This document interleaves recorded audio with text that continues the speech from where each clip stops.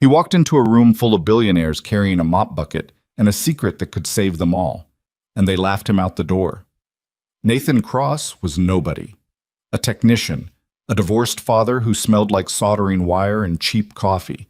But when he spotted the trap hidden inside the most glamorous night of the year, he made one quiet choice: warn them anyway. They didn't listen. So he stayed. And when the lights went out and the screaming started, the man they humiliated was the only one standing between the CEO and a body bag. If you're new here, hit subscribe, drop a like, and comment your city or country below. I want to see exactly how far this story travels. Now, let's get into it. The Sterling Grand Hotel was the kind of place that made people feel small on purpose. Everything in it, the 40-foot ceilings, the cascading chandelier that cost more than most people's houses, the marble floors imported from a quarry in northern Italy, had been designed to communicate one thing clearly: you are either someone here or you are nothing. The architects who built it understood that wealth is most comfortable when it is surrounded by beauty that ordinary people cannot touch. Nathan Cross was not ordinary, but nobody in that building knew that. He came through the service entrance at 6:47 in the evening, the same way he always did, badging in with the laminated employee tag clipped to the breast pocket of his gray technician's shirt. The woman at the service desk, Maria, mid-50s, reading glasses perched on the end of her nose, barely looked up from her crossword puzzle when he came through. "Cross," she said, not as a greeting, more like logging data. "Maria." He signed in on the clipboard and kept moving. The gala had been set up in the main ballroom on the third floor. Sterling Dynamics, the company that bore the same name as the hotel's founding family, was hosting a charity auction that evening. One of those events where wealthy people paid obscene amounts of money for things they didn't need in order to feel good about themselves. Nathan had worked 3 of these in the past 2 years. He knew the rhythm. He knew where to stand, when to disappear, and how to do his job without anyone remembering his face. That invisibility was not an accident. He had cultivated it deliberately, the same way he had once cultivated other skills in other places for other reasons he no longer let himself think about too often. He took the service stairs to the 3rd floor, carrying his equipment bag over one shoulder. The bag was heavier than usual tonight. New wireless system for the podium microphones, plus backup receivers in case the primary units dropped signal. He'd been hired specifically because the event coordinator, a tightly wound woman named Priscilla, who communicated exclusively through clipped text messages, had heard that the last audio crew had lost the signal during the keynote at a competing gala. She could not let that happen tonight. Nathan had no intention of letting it happen either. He set up quietly in the back corner of the ballroom, running his cable checks and frequency scans while the catering staff arranged centerpieces around him, stepping over his gear with the practiced indifference of people who had long ago stopped thinking about the technicians as part of the room. He was furniture. He was infrastructure. He was fine with that. It was during the second frequency scan, around 7:15, that he found the drive. It was sitting on the small utility ledge beneath the main mixing board, a space no guest would ever look, accessible only to someone who knew the room's technical layout. Small. Black. USB-C, with a discrete company logo embossed on the side, a stylized SD that matched the branding on every piece of material he'd seen all night. Sterling Dynamics. He picked it up, turned it over. The drive was encrypted. He could tell from the biometric reader built into the casing, a thin strip of brushed silver along the edge. This was not a vendor drive. This was not a promotional giveaway. This was something that belonged to someone important, and it had been left somewhere that suggested either extreme carelessness or extreme haste. Nathan stood there for a moment, holding it. He thought about setting it back down. It wasn't his problem. He was there to make sure the microphones worked. Then he looked around the room, at the uniformed security personnel stationed near each entrance, at the guests beginning to filter in through the main doors, champagne glasses already appearing in manicured hands, and he pocketed the drive. He'd find someone responsible to return it to. That was the right thing to do. The right thing had always been Nathan's problem. Shut. The gala filled up fast. By 8 o'clock, the ballroom held upward of 300 people, and the noise had risen to that particular pitch of collective self-congratulation that Nathan associated with these events. Not quite a roar, but a sustained hum of wealth performing itself. Women in gowns that cost more than his monthly rent. Men in suits that had been fitted by hand. The kind of crowd where everyone knew everyone, or pretended to. Nathan watched from his position at the mixing board, one earpiece in, monitoring the audio levels with half his attention, while the other half did what it had never entirely stopped doing, scanning the room. It was not a conscious habit anymore. It had become involuntary years ago, during a period of his life he did not discuss. He scanned doorways, exits, sight lines. He noted the positions of the security detail. 6 visible personnel, plus the 2 he'd spotted near the private elevator bank on the north wall, who were doing a credible job of looking like guests, but weren't quite selling it. The shoes were wrong. Men who'd spent their careers standing for hours wore shoes with a specific kind of sole, a specific kind of wear pattern. These 2 had it. He noted that. Filed it. The main event began at 8:30 when Victoria Sterling walked to the podium. Nathan had seen photographs of her in trade publications, in the business section of the city paper, on the framed portraits hung in the hotel lobby. In photographs, she looked composed, polished, every inch the CEO who had taken her late father's company from regional prominence to national significance in under 4 years.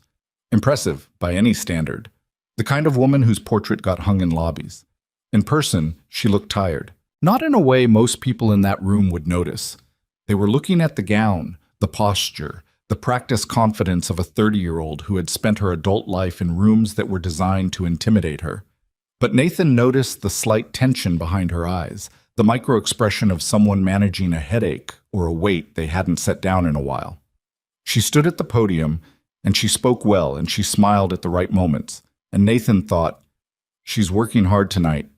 He also thought, she doesn't know. He didn't know yet either, not fully. But something was already beginning to pull at the edge of his attention, the way a loose thread pulls at the edge of a hem. What? He returned the drive at 9:15, or tried to. The route to Sterling's private reception area on the north side of the ballroom required passing through a security checkpoint staffed by a man Nathan had not seen before.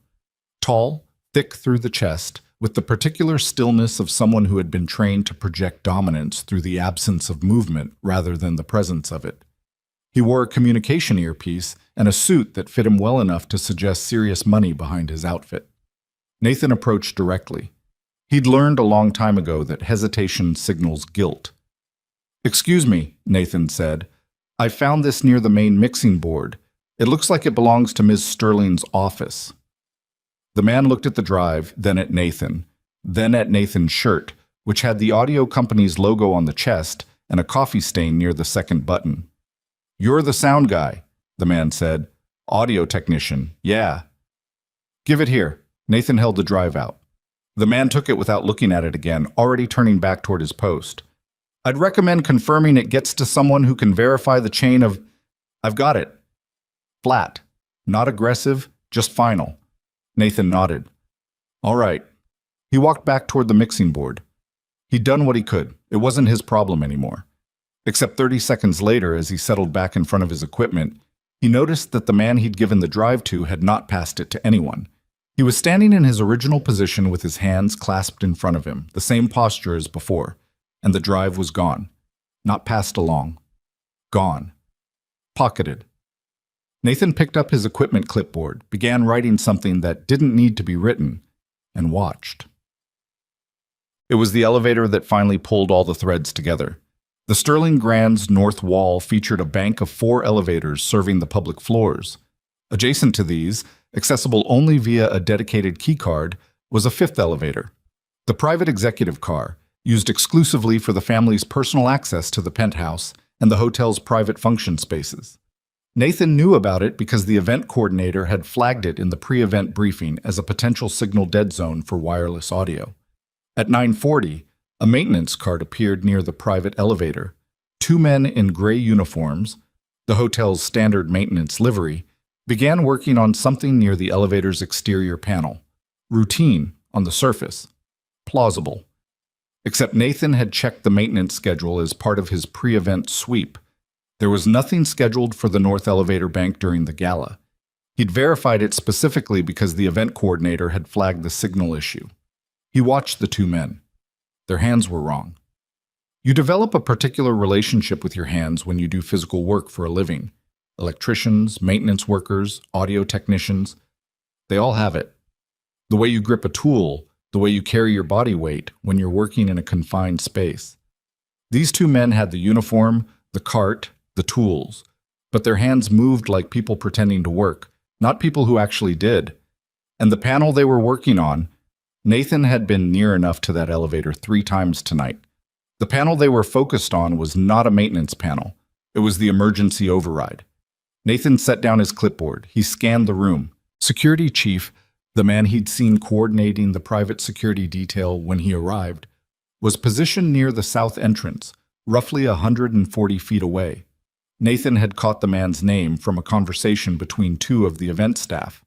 Logan Pierce, broad, maybe 50, former military by the posture.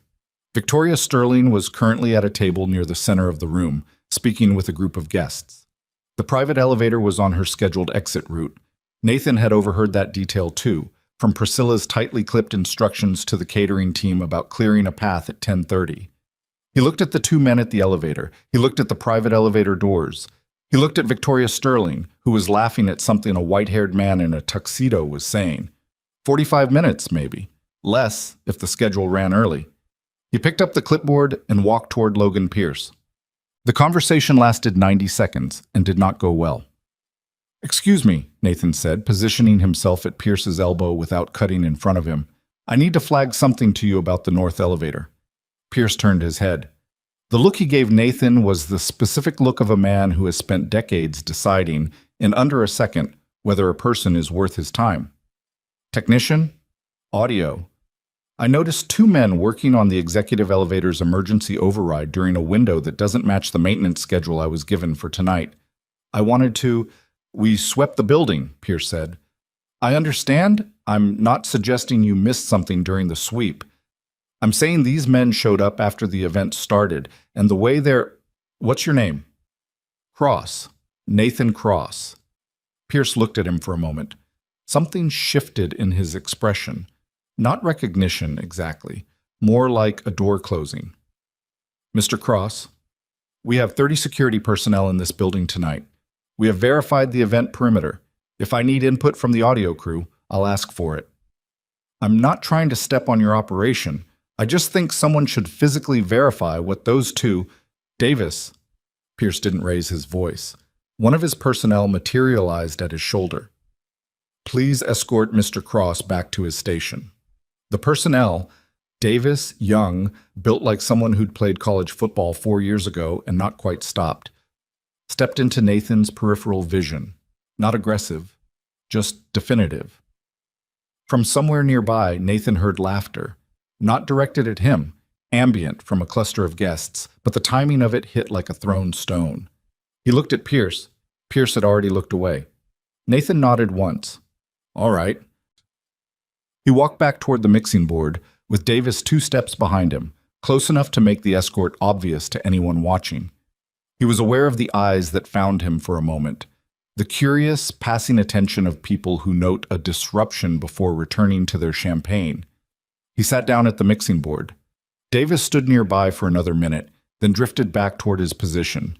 Nathan put his earpiece in, adjusted a level that didn't need adjusting, and he watched the private elevator. Because whatever Logan Pierce believed, Nathan had spent 4 years in places where the difference between ignoring a threat and addressing it was measured in lives. He had learned to read environments the way other people read text, not word by word, but in complete sentences, in full paragraphs of context and implication. And the paragraph he was reading right now said very clearly, "Something is coming through that elevator, and the people in this room do not know it." He checked his watch. 9:52 p.m. The checkout time was 10:30. He had 38 minutes. His hand rested flat on the edge of the mixing board. Not tense, just present. He watched. The mixing board in front of Nathan didn't need his attention anymore. He'd done the work. Frequencies were clean, levels were set. The backup receivers were live and holding signal. Priscilla had texted him 20 minutes ago to confirm everything sounded fine from the podium. His job, technically, was done for the night. He stayed anyway. Not because he was being paid to. Not because he had somewhere better to be, though he did.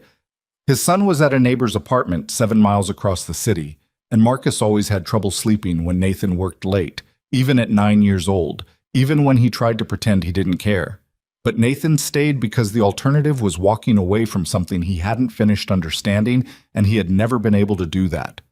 The two men at the elevator were gone. That bothered him more than their presence had.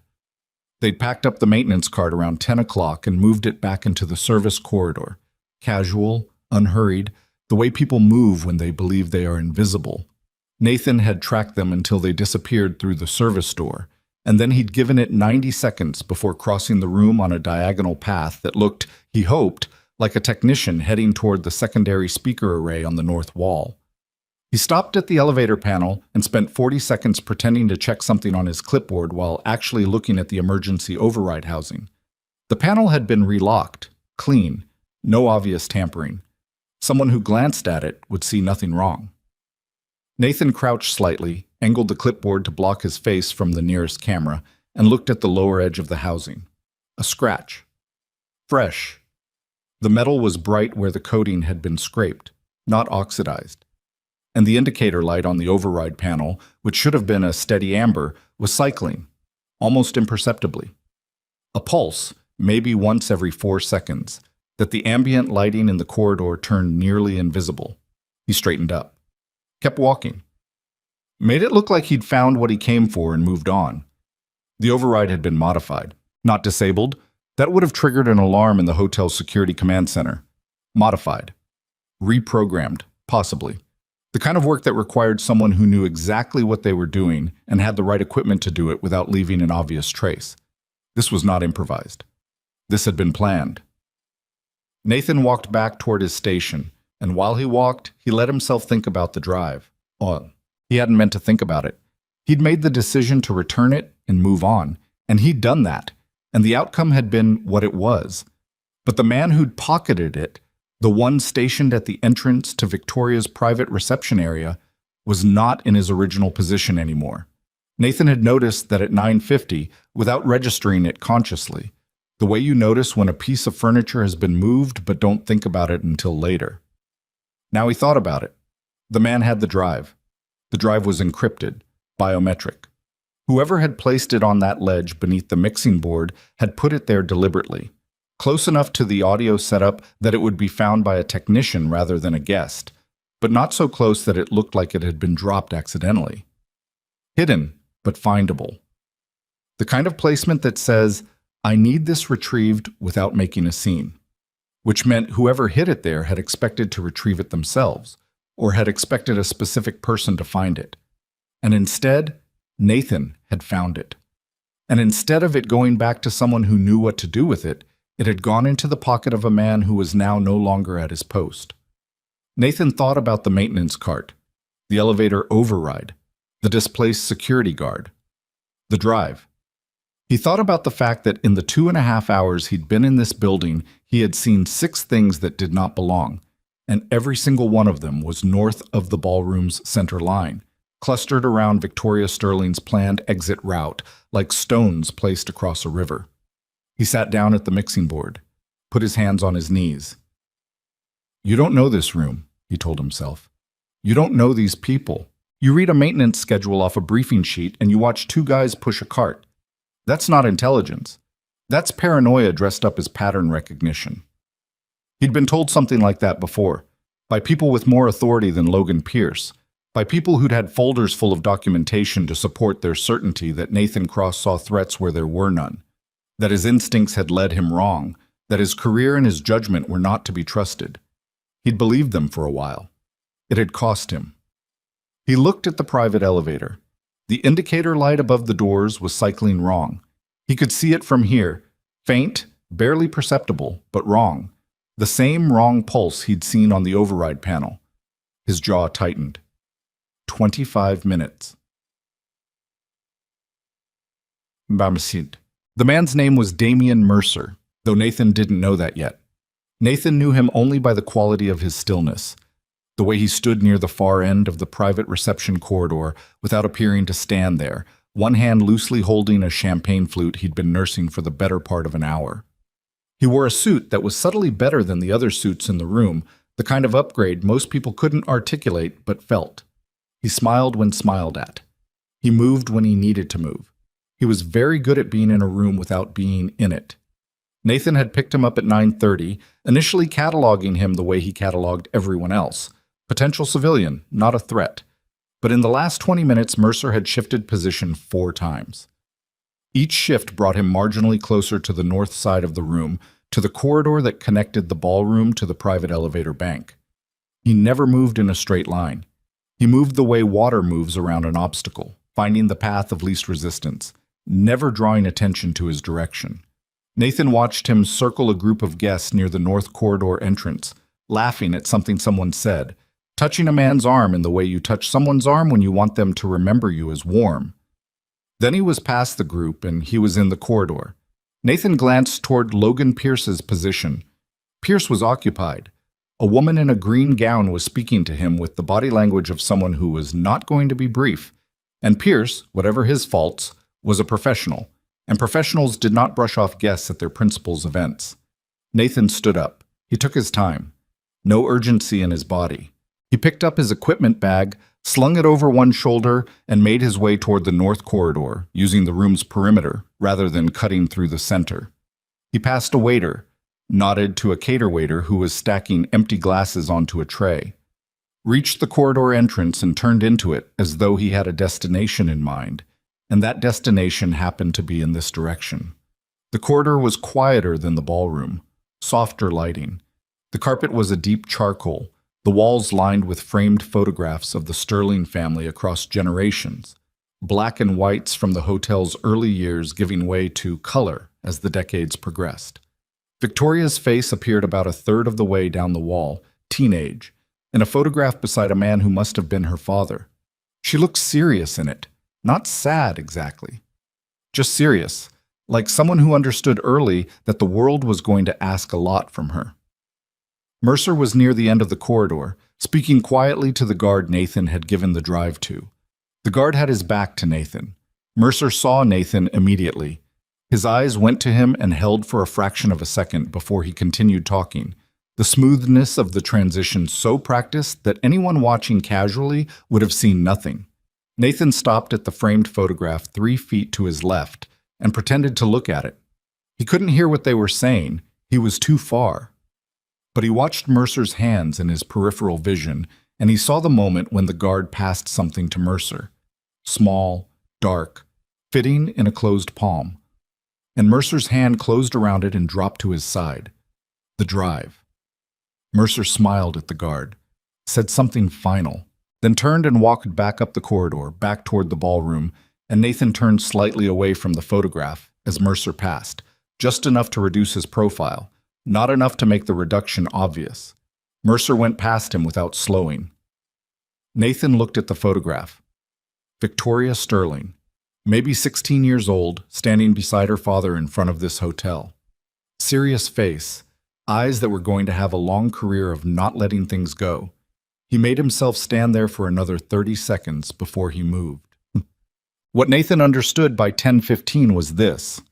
Someone inside the organization had planned this carefully and over a long stretch of time. The modifications to the elevator weren't the work of a single evening. That kind of technical work required access, preparation, and a detailed knowledge of the hotel's systems. The false security personnel, and Nathan was now fairly certain that 2 of the men he'd cataloged as event security were not event security, required coordination, credentialing, insertion into the roster without triggering Pierce's vetting process. That meant someone who either had the authority to amend the security roster or had the means to manipulate someone who did. Mercer had the drive. The drive was encrypted, biometric, and had been hidden near the audio setup, a technical area that the event security sweep would have cleared but not closely inspected, because audio equipment is largely invisible to people not looking for it. Whoever had hidden the drive there had access to the ballroom before the sweep, which put them inside the event's operational structure. Nathan thought about all of this standing at his mixing board, not touching any of the equipment, looking at the room without appearing to look at anything. The picture that was forming was not comfortable.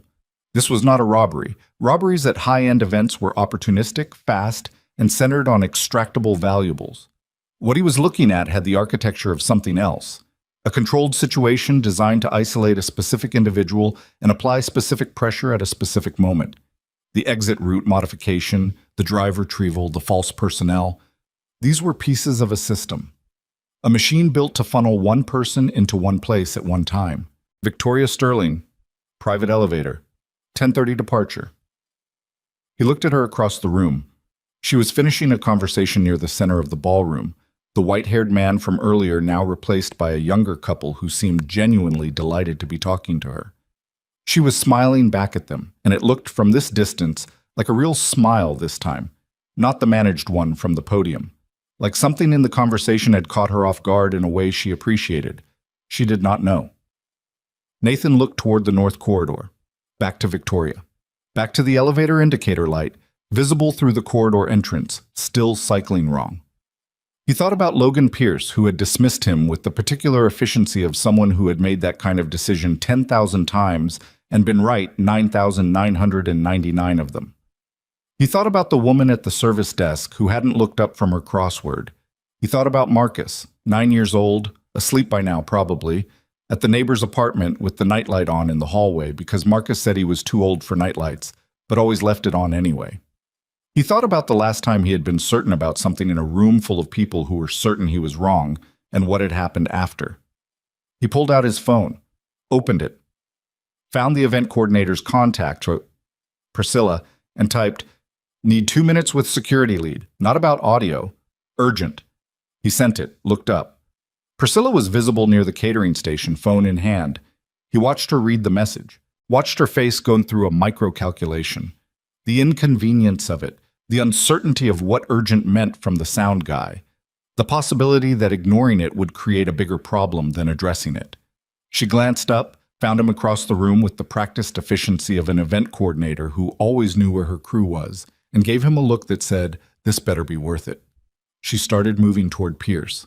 Nathan looked back at the elevator. 15 minutes. The second conversation with Logan Pierce lasted 4 minutes and went worse than the first. Pierce came to him this time, crossing the room with Priscilla half a step behind, and the expression on his face was the expression of a man extending a professional courtesy he hadn't decided to extend, not fully. "Mr. Cross."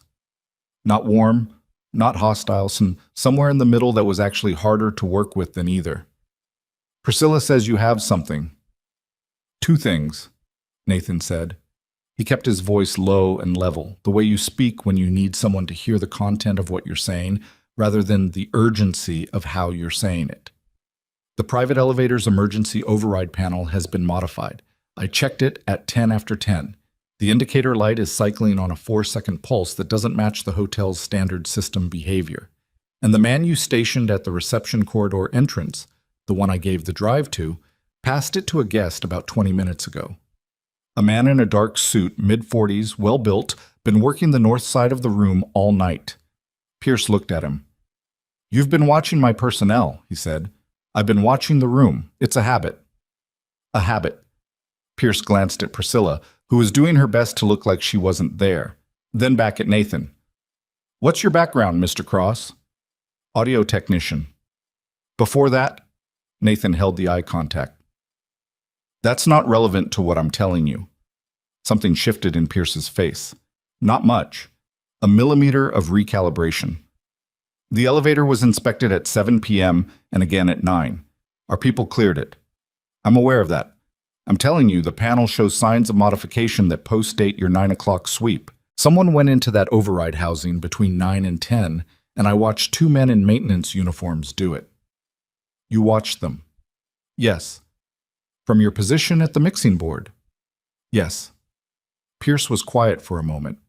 Then he said, "What exactly is it you think is happening tonight?"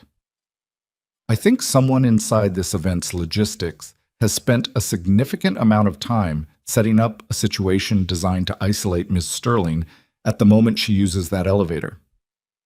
I think the encrypted drive that I returned was part of that setup, and I think it's now in the hands of someone who isn't on your team." He paused. "I could be wrong. I'd rather be wrong. But I think you should delay the 10:30 departure and physically re-inspect that elevator before she uses it." Pierce studied him for a long moment. The room hummed around them, oblivious, silver and gold, and well-fed and untroubled. "You could be an element of what you're describing," Pierce said. It wasn't an accusation. It was the logical observation of a professional. "Someone inserted into the venue under a service contract, feeding me a story that delays the response while the real threat positions itself." "I know," Nathan said. "That's a reasonable concern.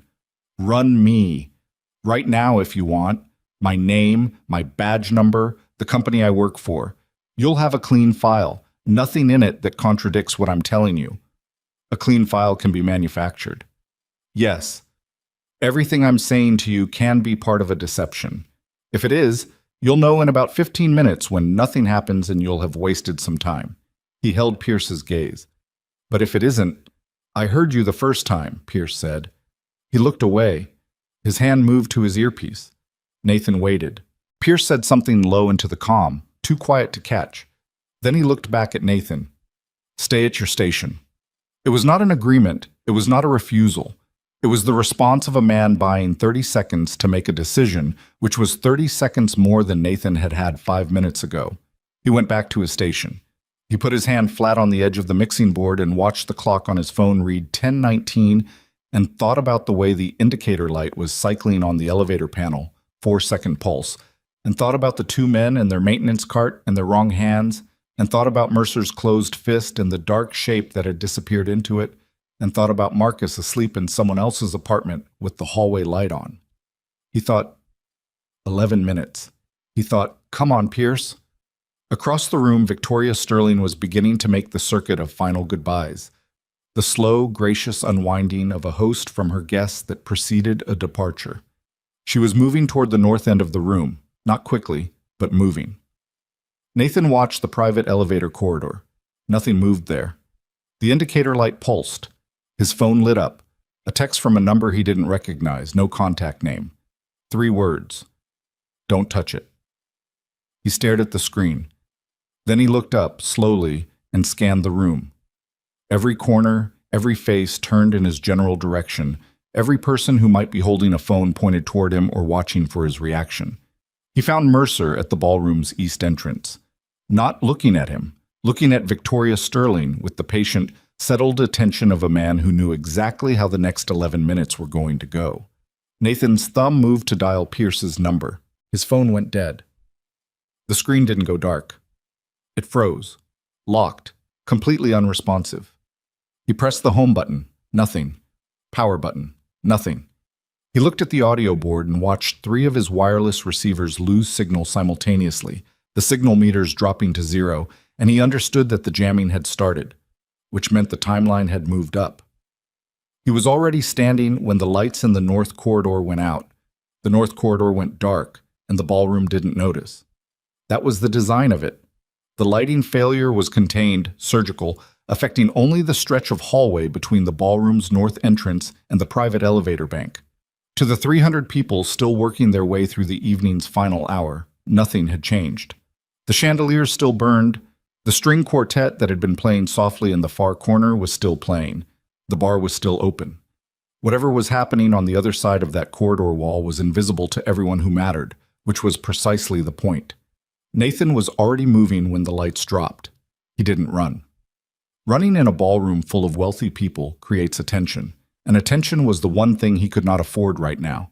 He moved the way he'd learned to move in environments where speed and invisibility had to coexist, fast enough to cover ground, controlled enough to look, at a glance, like a man with a purpose rather than a man with a problem. He kept to the room's perimeter, using the edge of the crowd as cover, his equipment bag still over one shoulder because dropping it would mark the spot where something changed. He reached the north corridor entrance in 18 seconds. The darkness inside wasn't total. Emergency strip lighting had kicked in along the base of the walls. Low, amber, enough to navigate by if you knew what you were looking at. Nathan stepped into the corridor and let the door close behind him and stood completely still for 3 full seconds, doing nothing but listening. Footsteps. 2 sets. Heavy. Moving from the direction of the elevator. A 3rd set, lighter, irregular, someone being moved rather than moving voluntarily. He went left, staying close to the wall, using the framed photographs as reference points in the low light. The Sterling family watched him from their frames, generation after generation, going back to a time when this building was someone's ambition rather than someone's inheritance. He passed Victoria at 16, still serious, and kept moving. The elevator bank came into view. There were 3 of them. 2 men flanking a third figure, Victoria Sterling, still in the gown, one arm held at the elbow by the man on her left with a grip that was professional and deliberate and designed to look, from the right angle, like an escort rather than a restraint. The man on her right had a hand inside his jacket. The elevator doors were open, interior light spilling into the corridor in a pale rectangle. Victoria was not panicking. Nathan noted that with something close to respect. She was taut. He could see it in her shoulders, in the set of her jaw. But she was thinking, not freezing, which was more than most people managed when the situation stopped making sense. "This isn't the approved departure route," she said. Her voice was level, controlled. The voice of someone buying time. "Change of plan, Ms. Sterling," the man on her left said. "Mr. Mercer's instructions." "Damien doesn't give instructions for my departures." "Tonight he does." Nathan assessed the distance. 14 feet, maybe 15. The man on the right had his hand in his jacket and his weight on his back foot, which meant he was covering the corridor behind them, covering Nathan's direction. But his eyes hadn't found Nathan yet because Nathan hadn't given them anything to find. The strip lighting was behind Nathan, putting him in the darker end of the corridor. The man's pupils hadn't adjusted from the brighter elevator interior. He had maybe 3 seconds before that changed. He looked at the space between the 2 men and Victoria. He looked at the elevator interior. One more person inside, visible as a shape near the back wall. 4 total. The one inside was the complication. Nathan set his equipment bag down against the wall. Quietly. Not silently. Perfect silence creates its own attention, but quietly enough. He picked up one of the framed photographs from the wall. Heavy, solid frame, maybe 2.5 pounds. He held it at his side. Then he walked forward. Not fast, not slow. The walk of a man who belongs in a corridor and has something to do there. The man on the right found him at 11 feet. "Hey!" Nathan threw the frame, not at the man, at the elevator door track, low, skipping it off the floor so it clattered into the door mechanism with a sharp metallic crack that made both men flinch toward the sound, one of those involuntary responses that training can reduce but never fully eliminate, because the sound of something hitting metal near a confined space reads as explosive to a prepared nervous system, and the body reacts before the brain finishes its assessment. In the half-second of that flinch, Nathan closed the distance. He went for the man on the left first because the man on the left had Victoria's arm, and that was the immediate problem. He came in from the man's outside shoulder, got a hand on his wrist, and applied pressure to the specific joint that made holding on hurt more than letting go. The man's grip broke. Nathan stepped between him and Victoria, put his back to her, and had just enough time to register that the man on the right was bringing his hand out of his jacket before he moved into him instead of away, closing distance rather than creating it, which was counterintuitive enough to cost the man a beat. The beat was enough. The weapon came up and Nathan was already inside its effective range, his left hand redirecting the man's forearm outward while his right elbow connected with the man's jaw. Not a full-force strike. Controlled. Enough to disconnect his focus without putting him completely down. Because a completely unconscious man on the floor of this corridor created a different set of problems. The man on the left had recovered and grabbed Nathan's shoulder. Nathan let himself be pulled, used the momentum, turned into it, and drove the man back into the corridor wall hard enough to shake 2 of the framed photographs loose. The man hit the wall and slid, not out, but dazed, legs uncertain beneath him. 6 seconds, start to finish. Victoria Sterling was pressed against the opposite wall, watching him. Her face had gone through several things in those 6 seconds and was currently somewhere between shock and a sharp, rapid recalibration of who this person was. "Come on," Nathan said. She didn't move for a half-second. He understood it. She'd just watched the sound technician dismantle 2 trained men in the time it took to draw a breath, and her brain was doing the reasonable thing, which was asking whether she was better off with them or with him. "I'm not part of this," he said. "The elevator is rigged. We need to move." She pushed off the wall and moved. From inside the elevator, the fourth man was coming out. Nathan shoved Victoria back toward the ballroom end of the corridor and turned to meet him. This one was bigger than the other two, broader, and he came out of the elevator without hesitation, which meant he'd either seen what happened on his monitor and prepared, or he was simply the kind of person who came out of tight spaces without hesitation regardless. Either way, he was faster than Nathan expected. He caught Nathan by the collar and drove him into the opposite wall, and Nathan's shoulder hit the edge of a doorframe and the pain spiked up into his neck sharp enough to make his vision white for a quarter second. The man was strong. Nathan got a hand up between them, created just enough space to move his head offline as the man's forearm came across, felt it graze his cheekbone rather than connect fully, which was the difference between dazed and functional. He dropped his weight, went low, got his arms around the man's midsection, and used the wall behind him as leverage to drive forward. They went down together, and Nathan came out on top, and he got a forearm across the back of the man's neck with enough pressure to matter and held it. The man struggled for a few seconds. Then his body made the calculation that bodies make when the oxygen supply to the brain becomes a question rather than a certainty, and he went still. Nathan held the pressure for another 2 seconds, then released, stood up. His shoulder was broadcasting pain down to his elbow. His face felt wrong on the left side where the forearm had grazed it. He put his back against the wall and breathed for a moment. 2 full breaths, in through the nose, out through the mouth. Because adrenaline is useful, and also, if you let it run unchecked, it will make you stupid. Victoria was 10 feet away, watching him. The corridor was quiet except for the sound of someone groaning softly. The man he'd put against the wall starting to come back. Nathan looked at him, then at the elevator, then at the ballroom door. "We need to get back into the main room," he said. "Stay close to me. Don't explain anything to anyone until we can get to security command." "Who are you?" Victoria said. Not accusatory, genuinely asking. "Right now I'm the guy who knows the elevator was rigged. Everything else can wait." She held his gaze for a moment. Something in her expression settled. Not trust exactly, but the decision to act as though she trusted him, which was the practical version of the same thing. "Okay," she said. They went back through the ballroom door together. The ballroom noticed. Not the way it would have if there'd been shouting or blood. This was a crowd trained by wealth and social anxiety to ignore things that disrupted the evening's tone.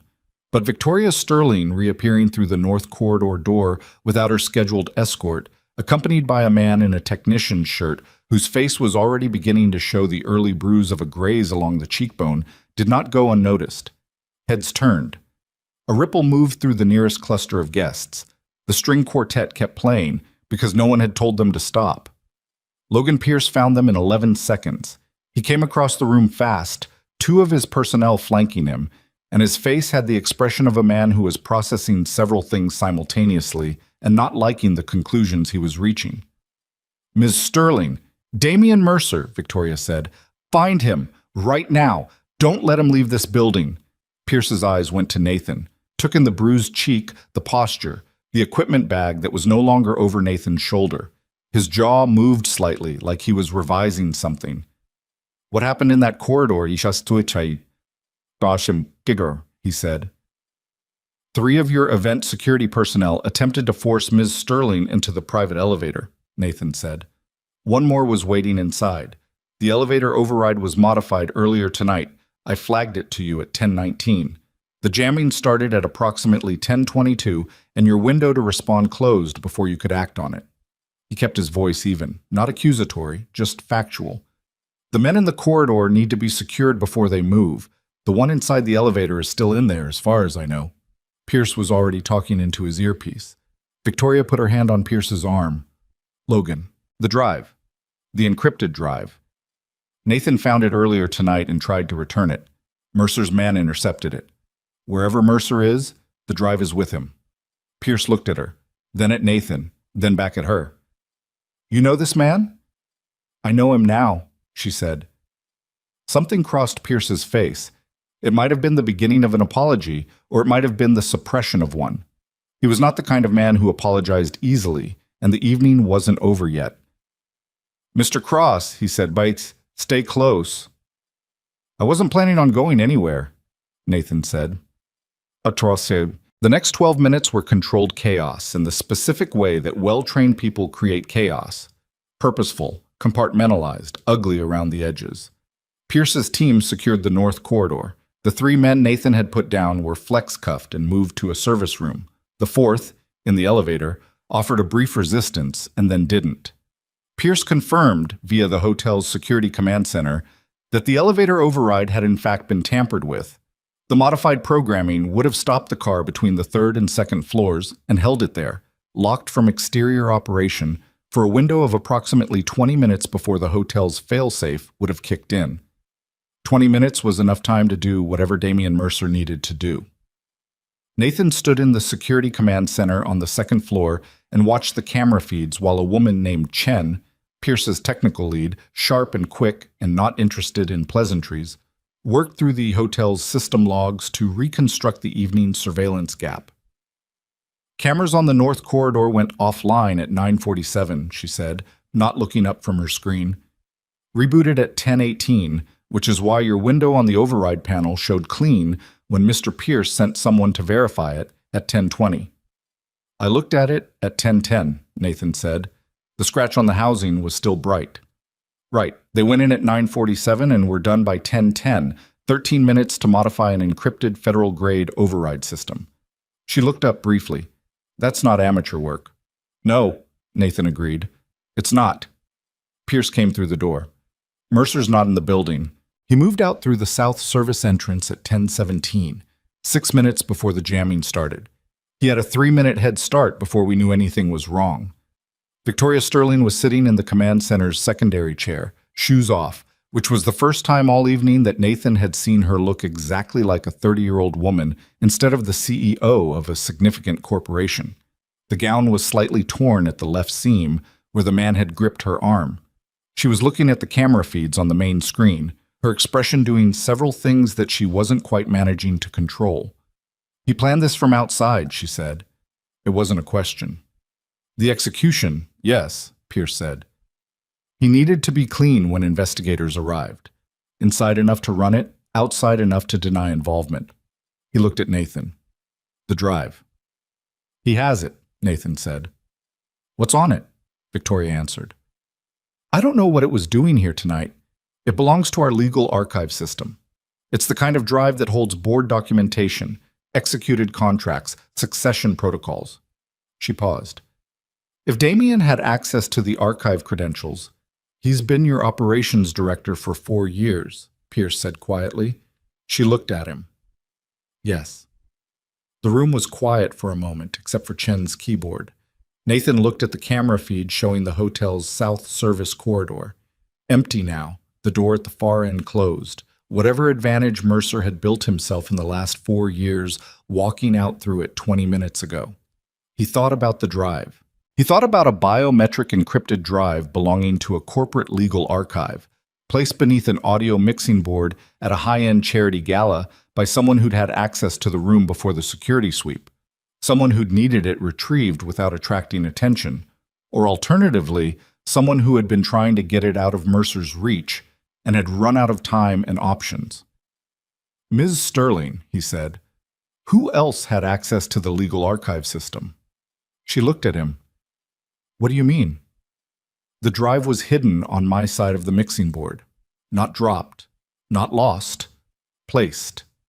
Deliberately concealed in a location that a technician would find during equipment setup, in a space that the security sweep would clear but not closely inspect.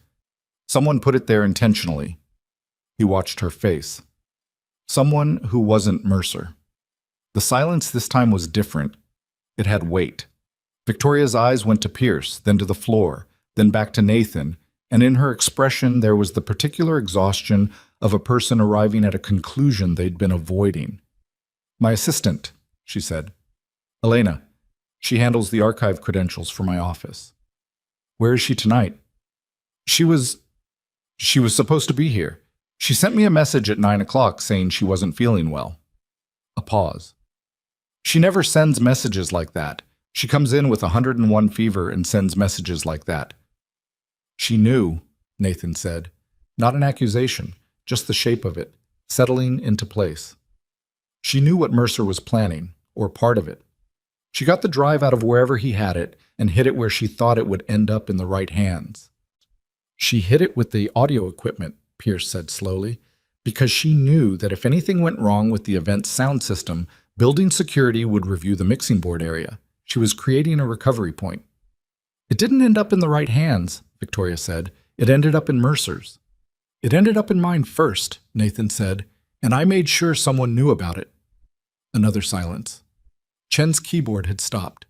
Pierce was looking at Nathan with the specific expression of a man who has been reassessing something in real time for the past 20 minutes and has just reached a conclusion that sits badly with him, not because it's wrong, but because of what it implies about his earlier judgment. "Mr. Cross," he said, "I owe you an apology." "You owe me about 30 seconds of your undivided attention," Nathan said. "Save the apology for later. Mercer has the drive and a head start and a plan that didn't go the way he needed it to go tonight, which means he's going to move faster than he would have otherwise. What's in that building's basement?"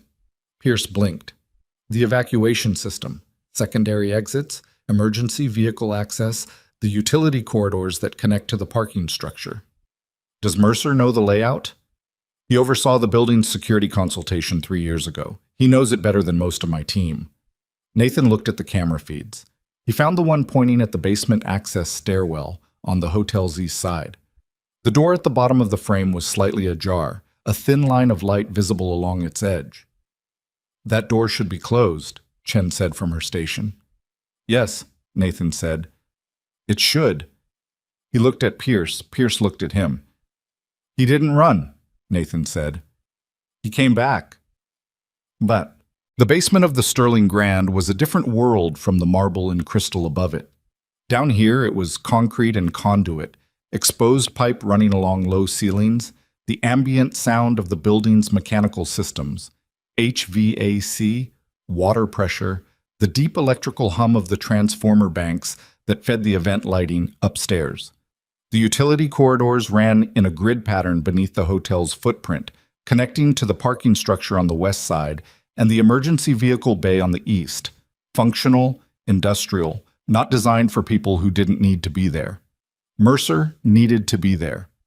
Pierce had 3 personnel covering the basement access points, which sounded like enough, until Nathan walked the layout with Chen's floor plan on a tablet and counted 7 secondary access points that didn't appear on the standard security schematic: maintenance hatches, conduit access panels, a decommissioned dumbwaiter shaft that connected the basement utility corridor to the hotel's second-floor service kitchen.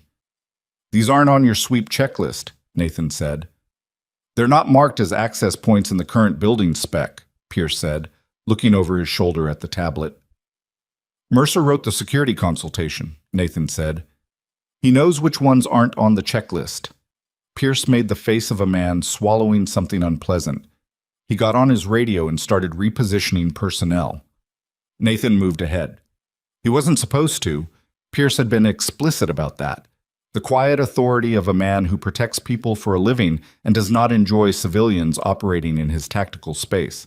But Pierce was occupied with his radio, and Nathan had the tablet with the floor plan, and there was a corridor on the east side of the basement that connected the utility grid to the emergency vehicle bay. And it was the only route to the bay that bypassed all 3 of Pierce's covered access points.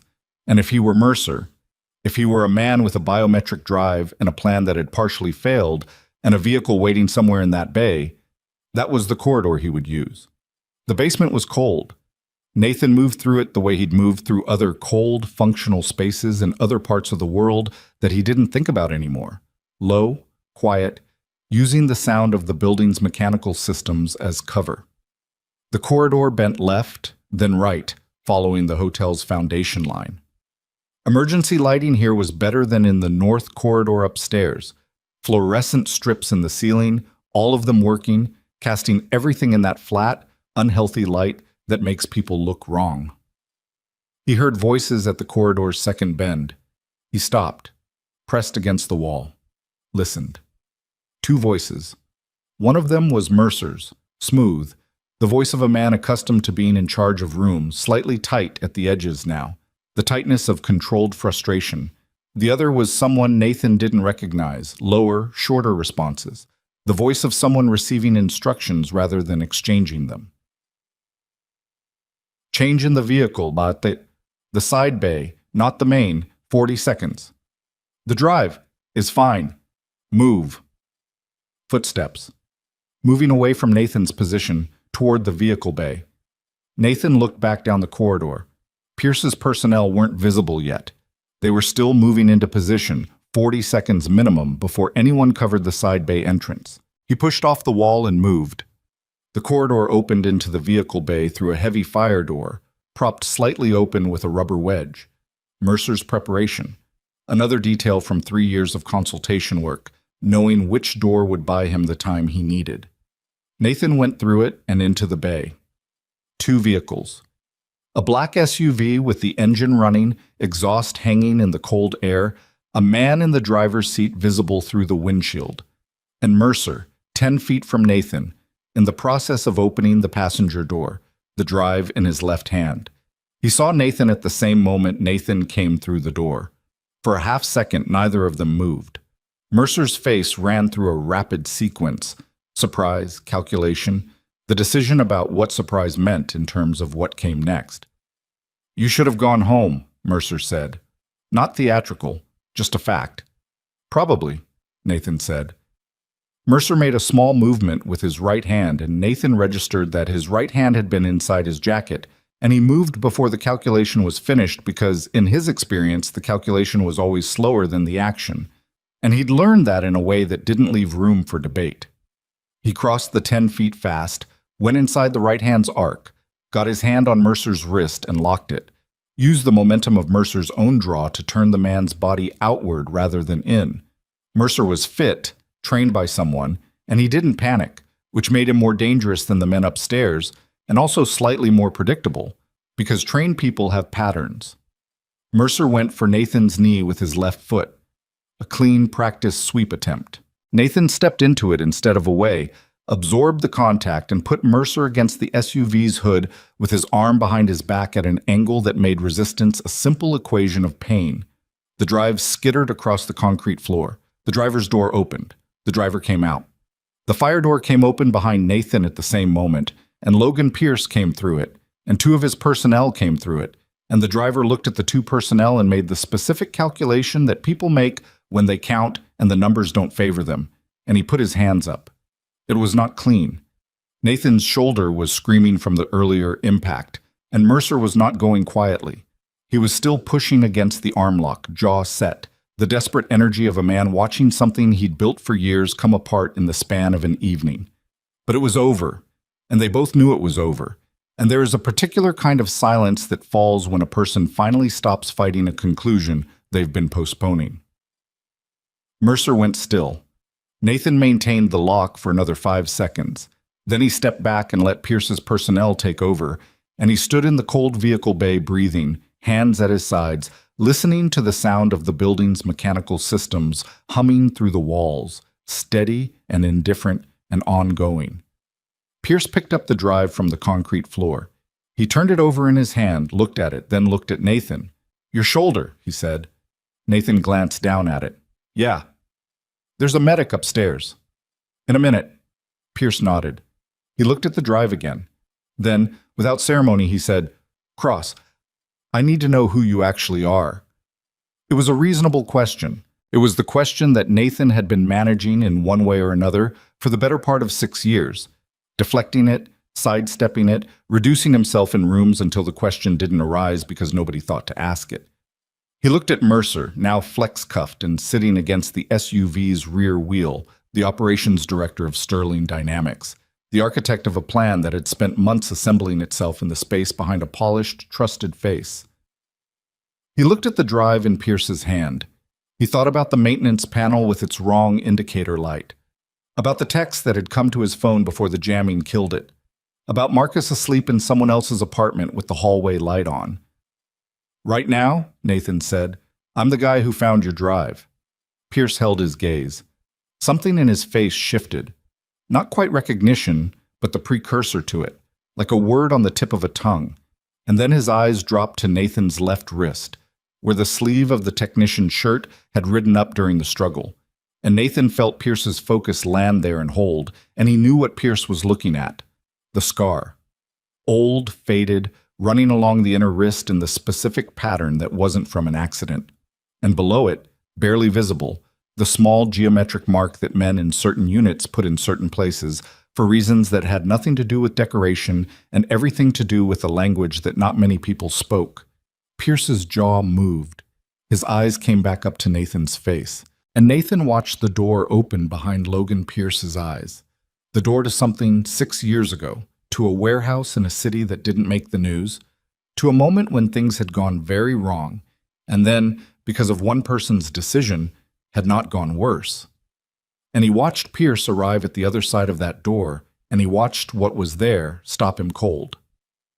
The drive was in Pierce's hand. The concrete was cold beneath their feet. Mercer was sitting against the tire, looking at nothing. Pierce said quietly, "Nathan Cross." Not a question. Nathan looked at him for a moment. Then he looked at the drive. "Independent investigators," he said. "You're going to need them here before morning. Whatever's on that drive needs to be reviewed by people with no connection to this company or this evening." He picked up his equipment bag from where he'd set it inside the fire door. "And your medic can look at my shoulder while you make the calls." He walked toward the elevator. Behind him, Pierce stood in the cold vehicle bay holding an encrypted drive and a name he had not expected to find attached to the man who had just handed him both. The medic's name was Kowalski, and he had the hands of someone who had worked on people in worse places than a hotel security office. He didn't ask Nathan how the shoulder got the way it was. He probed it, rotated it, watched Nathan's face for the micro-expressions that people can't fully suppress when something hurts, and said, "Not dislocated, probably a partial tear in the AC joint.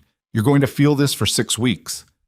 Then he taped it, handed Nathan 2 ibuprofen from a small kit, and moved on to the graze on his cheek without comment. Nathan sat on the edge of a folding table in the secondary security office on the 2nd floor and let him work, looking at the wall. The room smelled like industrial cleaner and old coffee. A clock above the door read 11:04 p.m. Downstairs, the gala was technically still in progress, though the energy of it had shifted into something more bewildered than celebratory. Pierce had moved quickly, quietly, with the efficiency of someone who understood that the worst thing you can do in a contained situation is let the containment become visible. Guests were being gently managed toward exits. The event coordinator, Priscilla, working the room with a story about a minor electrical issue that required the venue to close early. Most people accepted it. Wealthy people at charity galas are, generally, looking for a reason to leave. Victoria Sterling had not left. She was in the main security command center 2 doors down, and Nathan could hear her voice intermittently through the wall. Not the words, but the cadence of it. The controlled, precise rhythm of a woman who was tired and shaken and refusing to let either of those things show in how she spoke. "Done," Kowalski said, stepping back. He looked at Nathan's shoulder, then at his face, with the professional detachment of someone who has rendered aid to people who didn't explain themselves and learned not to expect them to. "Don't sleep on it." "Thanks," Nathan said. Kowalski packed his kit and left. Nathan sat alone in the security office for approximately 45 seconds, which was as long as he could stand it, and then he stood up and went 2 doors down. The command center was fuller than it had been an hour ago. Chen was still at her station, but she'd been joined by a second technician Nathan didn't recognize, both of them working through the hotel's system logs with the focused intensity of people who had a deadline and knew it. Pierce was on the phone in the far corner, his voice low and deliberate, the conversation clearly important enough to require his full attention and exclude everyone else from it. 2 of his personnel stood near the door. Victoria was at the main monitor, standing, arms crossed. The drive sat on the console beside Chen's keyboard in a small evidence bag, Pierce's precaution, keeping it sealed until the right people arrived to open it. She looked up when Nathan came in. "How's the shoulder?" she said. "Taped. I'll live." He moved to a position where he could see the main monitor without being in Chen's way. "What have you got?" "System logs going back 14 months, Chen said, not looking up. Someone with Mercer's access credentials has been running queries on the archive database at irregular intervals, late nights, weekends, times when the activity would look like executive overtime to anyone doing a casual review. She paused, tapped a key. But the query patterns aren't executive overtime, they're targeted. Succession protocols, board voting thresholds, emergency authority provisions, the kind of documentation you pull when you're planning to restructure control of a company. Victoria's jaw was tight. He was looking for the threshold, she said. The provision in the Sterling Charter that allows the board to invoke emergency executive authority if the primary CEO is deemed unavailable or incapacitated. And the definition of unavailable, Nathan said, includes voluntary surrender of control under documented duress. She looked at the evidence bag, which is exactly what would have appeared on paper if tonight had gone the way he planned. A CEO who entered a private elevator and 20 minutes later signed a document under circumstances that her lawyers would have struggled to contest without the security footage that Mercer had already arranged to delete. The room was quiet for a moment, except for keyboards. He had the board votes? Nathan said. He's been operations director for 4 years. He has relationships with 7 of the 11 board members that predate my tenure. 3 of them were at this gala tonight. She uncrossed her arms, looked at her hands briefly, then looked back at the monitor. I knew he was ambitious. I knew he thought I was too young for the position. I didn't think... She stopped, started again. I didn't think he'd built a parallel structure inside my own company for the past year and a half. Nathan looked at the monitor. The query logs were dense, column after column of timestamps and database calls, but the pattern was clear once you knew what you were looking for. The slow, patient accumulation of a man who understood exactly how long he had to be careful. The drive, he said. Your assistant, Elena, hid it. She had access to the archive credentials. She would have seen the same query patterns, Victoria said. She manages my calendar and my correspondence, which means she sees things that don't come through official channels.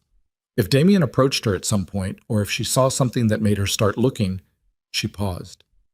She's been with me for 3 years. She's 26 years old, and she figured out what a 14-year veteran of this industry was doing inside our systems, and she tried to get the evidence out in the only way she could think of. And sent a message saying she was sick so she wouldn't be in the building when it happened, Nathan said. She was protecting herself. She was scared. Victoria's voice was even, but the evenness was doing work. She should have been able to come to me directly. Maybe she tried to and couldn't. Maybe she didn't think you'd believe her. People in her position usually don't. Nathan said it gently, not as a criticism, just as a fact about how organizations work, how the distance between levels of authority can make the truth feel too heavy to carry upward. Victoria looked at him. For a moment, she was just a 30-year-old woman in a torn evening gown in a room that smelled like old coffee, and the weight of the last 2 hours was visible on her face in a way that would be gone by morning, managed back into composure, but was present now. You've worked in organizations, she said. Not a question. I've worked in a few. From the corner, Pierce ended his call. He came toward them, and his expression had the quality of someone carrying information that was going to change the shape of the room. Independent investigators, he said. Colton Group. They can have a team here within 90 minutes. They have prior engagement with the Sterling Dynamics Board, which under the circumstances is either a conflict or an asset depending on how you want to play it. It's an asset, Victoria said immediately. If they have board relationships, they can move faster on the documentation review. I need the board informed before Damien does it from wherever he's going. He's not going far, Pierce said. I have a contact at the Transit Authority. His vehicle was flagged leaving the parking structure at 10:42. We have a plate. He paused. It's not my jurisdiction to do anything about that, but the investigators can coordinate with law enforcement, and that process will move faster if it starts tonight. Then start it tonight, Victoria said. Pierce nodded. He looked at Nathan. The look was the same one from the vehicle bay. Weighted, searching, the look of a man who had been sitting with a memory for the past hour and hadn't found a way to set it down. Cross, he said. Come with me for a minute. Pierce's office in the hotel's security suite was small and functional. A desk, 2 chairs, a monitor showing the camera feeds, A filing cabinet that was slightly too full and didn't close all the way. The kind of office that belonged to someone who spent most of their time not in it. He closed the door, did not sit down, stood near the desk with his hands at his sides, which was, Nathan had come to understand in the past few hours, Pierce's default posture when he was being careful about something. "I've been trying to place you since the basement," Pierce said. "The scar, the mark, the way you moved in that corridor. I've been trying to figure out why I couldn't place the face." "People look different after 6 years," Nathan said, "and I've been careful." "You have." Pierce's jaw moved slightly. Hartwell extraction. November, 6 years ago. The principal was a mid-level energy executive, secondary target. The operation was already compromised when our team arrived. Our entry team got hit in the first corridor. I was down, not moving. And there was a man who came through the south access point who shouldn't have been there because the south access point was supposed to be a dead end, and he wasn't on our team's manifest, and he got me out. He stopped. Nathan said nothing. The official record of that operation, Pierce continued, attributes the extraction to a supporting unit that arrived 17 minutes after the incident. The man who actually came through the south access point is not mentioned in the official record because the official record was written by people who needed the official record to say what it said. He looked at Nathan directly. And 3 months after that operation, a specialist named Nathan Cross was formally accused of unauthorized field activity, falsification of mission parameters, and conduct prejudicial to a classified protection operation. His file was closed. He was removed from the industry. The room was quiet. The camera feeds on the monitor cycled silently through the hotel's various corridors. The ballroom now empty and half-lit. The chairs in their rows still facing a podium where a woman had stood a few hours ago and smiled at the right moments. The south access point wasn't a dead end, Nathan said. I'd been through the building the day before. The manifest was wrong. When the operation went sideways, I used the route I'd verified personally, which was not the route the mission planner had documented because the mission planner had not actually been inside that building. He paused. The planner had connections that I didn't have, and I had made him look careless in front of people he cared about impressing 3 weeks earlier.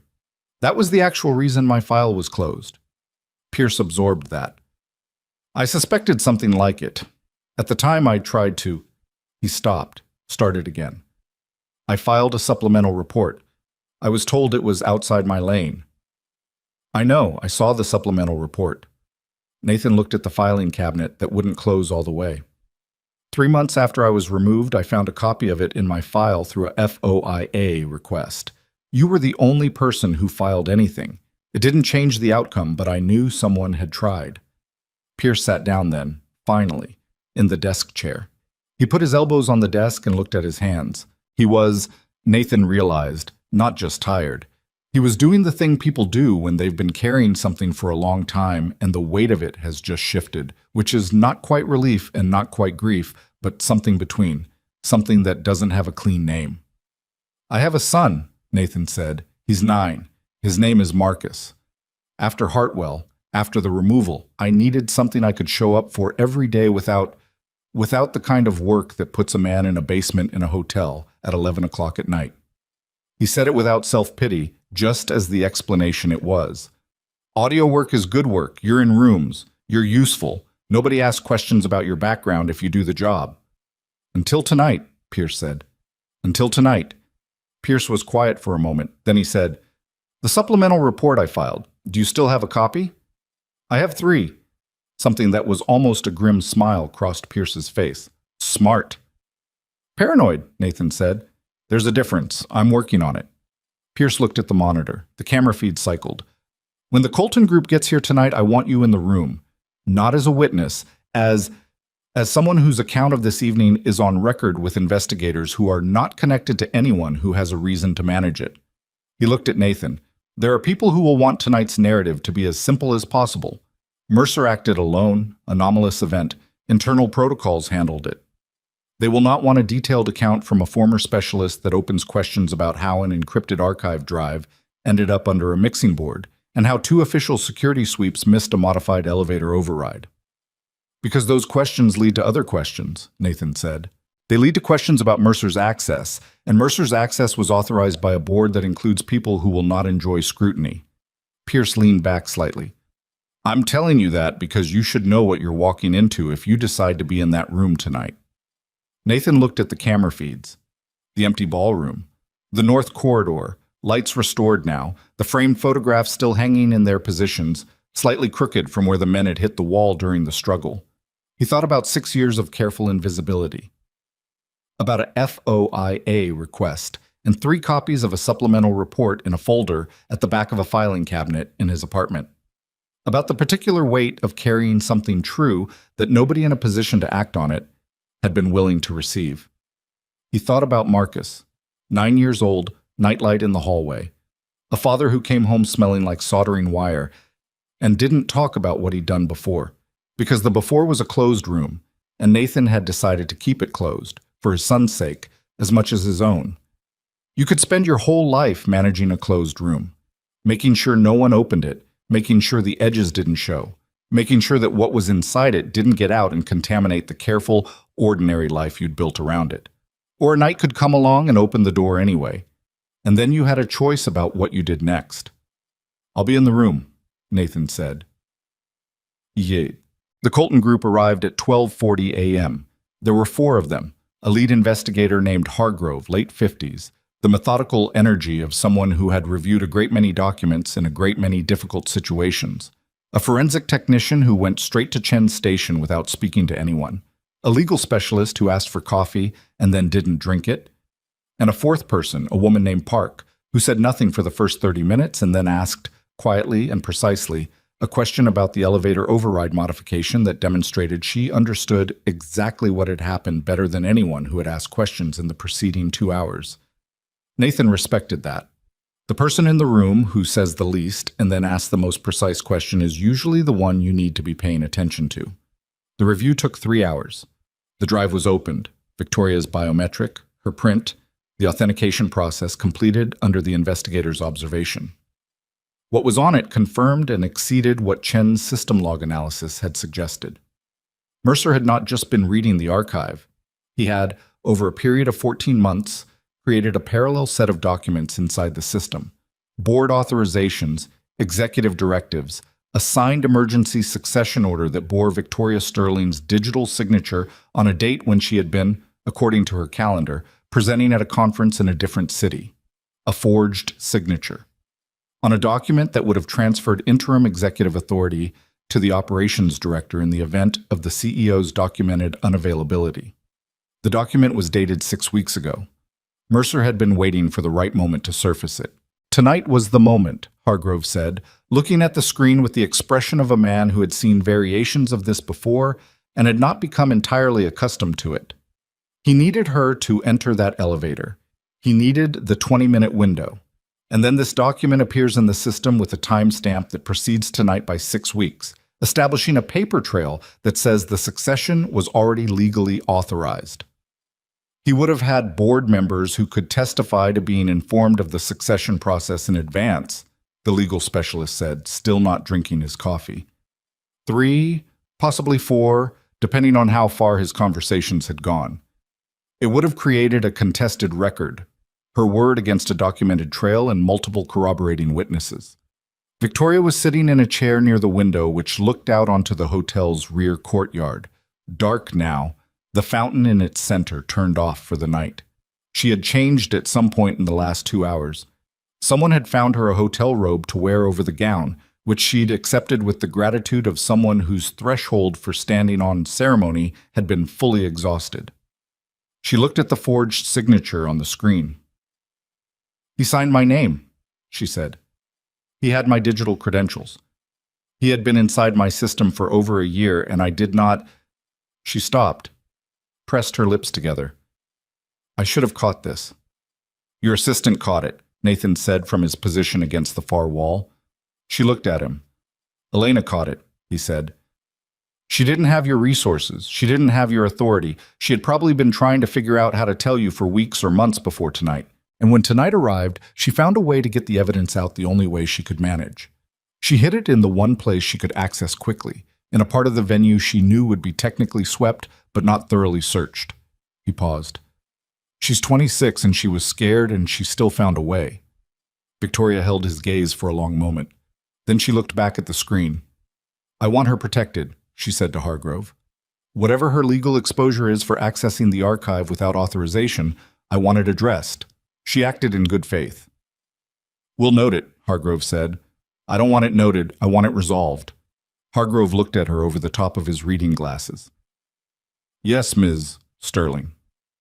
At 2:15 a.m., Park spoke again. She was looking at Nathan, which she had been doing intermittently since she arrived, with the steady, unhurried attention of someone processing information that wasn't on any screen in the room. Mr. Cross, she said, your account of this evening has been recorded and it will be part of our report. I want to ask you about something adjacent to tonight. She paused. The Hartwell file, November, 6 years ago. Are you willing to discuss it in this context? The room shifted slightly. Pierce, who had been standing near the door, straightened. Chen's keyboard stopped. Nathan looked at Park. He looked at the framed window and the dark courtyard and the fountain that wasn't running. He thought about 3 copies of a supplemental report in a filing cabinet in his apartment, about a FOIA request filed 2 months after his removal by a man who had too much time and not enough work and a very specific kind of anger that needed somewhere to go, about 6 years of being careful, being small, being the man nobody looked at twice. Yes, he said. I'm willing to discuss it. Park uncapped a pen. Old-fashioned, which Nathan noted, she was the kind of person who wrote things down in her own handwriting when they mattered. Start from the beginning, she said. So he did. It took 40 minutes, and he told it plainly, without embellishment, and without the practiced minimization he'd developed over the years for the rare occasions when someone asked about the gap in his employment history.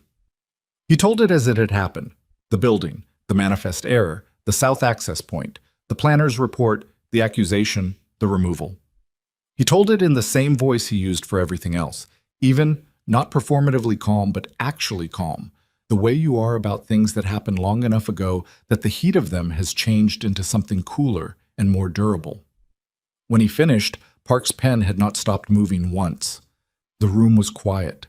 Victoria was looking at him again. He'd been aware of her attention across the last 40 minutes, had felt it the way you feel a light source in your peripheral vision, steady and present. He met her eyes now. I'm sorry, she said. He shook his head slightly. You didn't do it. No, but it happened, and you're here tonight because it happened, and because whoever you were before they closed your file, that person is still... She stopped, looked for the right word. Still operational, apparently. It surprised him. The small, dry humor of it, at 2:40 in the morning in a hotel security office, after everything the night had held. It surprised him enough that something in his expression shifted, and he looked away, and the far wall of the room was just a wall, concrete block painted white, with nothing on it. I need to call my son, he said. Park looked up from her notepad. Of course. Pierce opened the door for him. Nathan went out into the hallway and the door closed behind him, and the hallway was empty and fluorescent and quiet, and he leaned against the wall and took out his phone, restored to function sometime in the last hour once the jamming equipment in the elevator housing had been identified and disabled, and found Marcus in his contacts. The phone rang 4 times, then a sleep-thick voice trying to sound awake. Dad? Yeah, bud. It's me. What time is it? Late, early. Go back to sleep. Are you okay? Nathan looked at the fluorescent light above him, at the plain institutional ceiling of a hotel's back-of-house corridor, a world away from the marble and crystal 1 floor above. His shoulder ached in a deep, specific way that Kowalski had accurately predicted would last 6 weeks. His cheek was stiff where the bruise was developing. He was standing in a hallway at 2:40 in the morning after the longest night he'd had in 6 years, and his 9-year-old son was asking him if he was okay. Yeah, he said. I'm good. I'll be home in a few hours. A pause, the sound of blankets shifting. Mrs. Delgado made popcorn, Marcus said. We watched the nature documentary, the one about the deep ocean. Was it good? It was kind of scary. There was this fish that makes its own light. Anglerfish, Nathan said. Yeah, it was weird. Another pause. Dad? Still here. You sure you're okay? You sound— Marcus paused in the imprecise way of a child trying to find adult words. You sound like something happened. Nathan thought about that, about the accuracy of it. Something did, he said, but it worked out. Get some sleep. I'll see you in the morning. Okay, a beat. Don't be too late. I won't. He stayed on the line an extra few seconds after Marcus went quiet, listening to the sound of a child's breathing settling back toward sleep, the small, reliable sound of something that was his and intact and not going anywhere. Then he ended the call. He put the phone in his pocket. Down the hallway, through the command center door, investigators and security personnel were working through the documentation of a night that had gone wrong for one man, and because of an unlikely sequence of decisions, had not gone as wrong as it was supposed to for everyone else. In the morning, there would be lawyers and board notifications and the long, grinding institutional process of addressing what the evidence on a small encrypted drive had to say. That process would take months. It would be unpleasant for a number of people, and necessary, and ultimately it would go the way that documented evidence of this quality tends to go when it is reviewed by people without a personal stake in the outcome. Nathan knew that. He'd watched enough of those processes, from enough different positions, to know how they moved. He also knew that morning was still a few hours away, and between now and then there was more to sit with in this hallway than he was quite ready to take back into that room. He stood there a few minutes longer. The hallway light buzzed faintly, a fluorescent flicker in the third fixture from the left that maintenance hadn't gotten to yet. The kind of detail you notice when the rest of the noise has settled. Then he pushed off the wall and went back in. The Colton group finished their preliminary documentation review at 4:53 in the morning. Hargrove closed his laptop with the careful, deliberate motion of a man who had been doing this long enough to have developed small rituals around the end of difficult nights. Park filled 3 pages of her legal pad and then capped her pen. The forensic technician produced a chain of custody receipt for the encrypted drive and passed it to Pierce, who signed it without reading it because he had been watching Pierce sign documents for the past 2 hours, and he knew by now that Pierce read everything before he signed it, which meant he'd already reviewed this one and was satisfied. The legal specialist finally drank his coffee. It had been cold for 3 hours. He didn't appear to notice.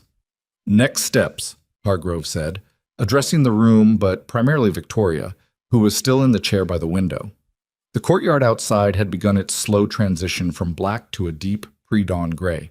Not light yet, but the suggestion of light coming, the way the sky changes its mind before it commits. We file a preliminary report with the board within 6 hours. The forensic evidence on the drive is sufficient to initiate formal proceedings against Mercer. Law enforcement has been notified and a hold has been placed on his travel documents. He won't get far. He's already been picked up, Pierce said. He'd gotten a call 20 minutes ago, quiet, stepping into the corner, and had said very little on it. Transit Authority flagged the vehicle at a fuel stop 40 miles east of the city at 3:40. Local law enforcement made contact. He's being held pending formal charges. Victoria nodded. She took that in the way she'd taken most of the night's developments. Not with visible relief, but with the steady absorption of someone processing each piece of information and filing it in the correct place before moving to the next. Nathan had watched her do that for hours now. It was, he thought, genuinely impressive, and not in the polished, performative way that people at her level sometimes projected impressiveness. It was the kind of thing that came from being tested and not breaking, which was different from never being tested at all. The board members with prior relationships to Mercer, she said, the ones he'd been cultivating. 3 have already responded to preliminary outreach with requests for legal counsel, the legal specialist said, which is informative in its own right. A 4th has not responded. The remaining 7 are clean as far as we can determine from the documentation we have tonight. 3 asking for lawyers before they've been asked a single question, Victoria said. It's informative, the specialist said again, with the flat, precise understatement of his profession. Victoria looked at the window, at the pre-dawn gray. My father built this company over 30 years. He made a lot of mistakes, and he also built something real. She said it without sentimentality, as a simple statement of record. I've spent 4 years trying to run it the way it deserved to be run. And I hired a man who spent 14 months systematically dismantling the protections I thought were in place, from inside an office 20 feet from mine. She paused. I want to know how. Not to assign blame. I want to actually understand the architecture of it so that we can build something better in its place. That will be part of the full report, Hargrove said. I know. I'm saying it out loud because I want everyone in this room to know that's the directive. Not damage control. Understanding. She looked at Hargrove. There's a difference. There is, he agreed. She looked at Nathan then. He was still in his position against the far wall. He'd been against various walls for most of the past several hours, which was where he was comfortable, the edge of rooms rather than their center. She looked at him the way she'd been looking at him intermittently since the vehicle bay, with the particular attention of someone who kept returning to a question they hadn't fully resolved. Mr. Cross, she said, you should go home. I know, he said. I'll leave when you do. Something shifted in her expression. Not quite a smile. She was too tired for a full smile and too honest to perform one, but the acknowledgement of something. That might be a while. I've got time. She left at 6:20. By then, the preliminary board notifications had gone out under Hargrove's signature. The forensic technician had transported the drive to the Colton Group's secure facility in an armored transit case, and Pierce had rotated 2 fresh personnel into the hotel to maintain coverage while his night team stood down. The hotel itself was quiet in the specific way of buildings between 4 and 7 a.m. Not empty, but suspended, the overnight staff moving through their routines in the absence of the crowds that defined the place's purpose. Nathan walked Victoria to the hotel's rear exit, the same service door he'd come through 18 hours ago. It felt longer than that. It felt like a different week. Her car was waiting. A black sedan, different driver from the one Mercer would have known about, a precaution Pierce had arranged without being asked. Victoria stopped at the door and looked at the car, and then at Nathan, and she had the expression of a person who had a number of things to say and wasn't sure which of them to say first. Elena, she said finally. I'm going to call her this morning. She'll be relieved, Nathan said. She'll also probably cry, and then she'll apologize, and then she'll cry again.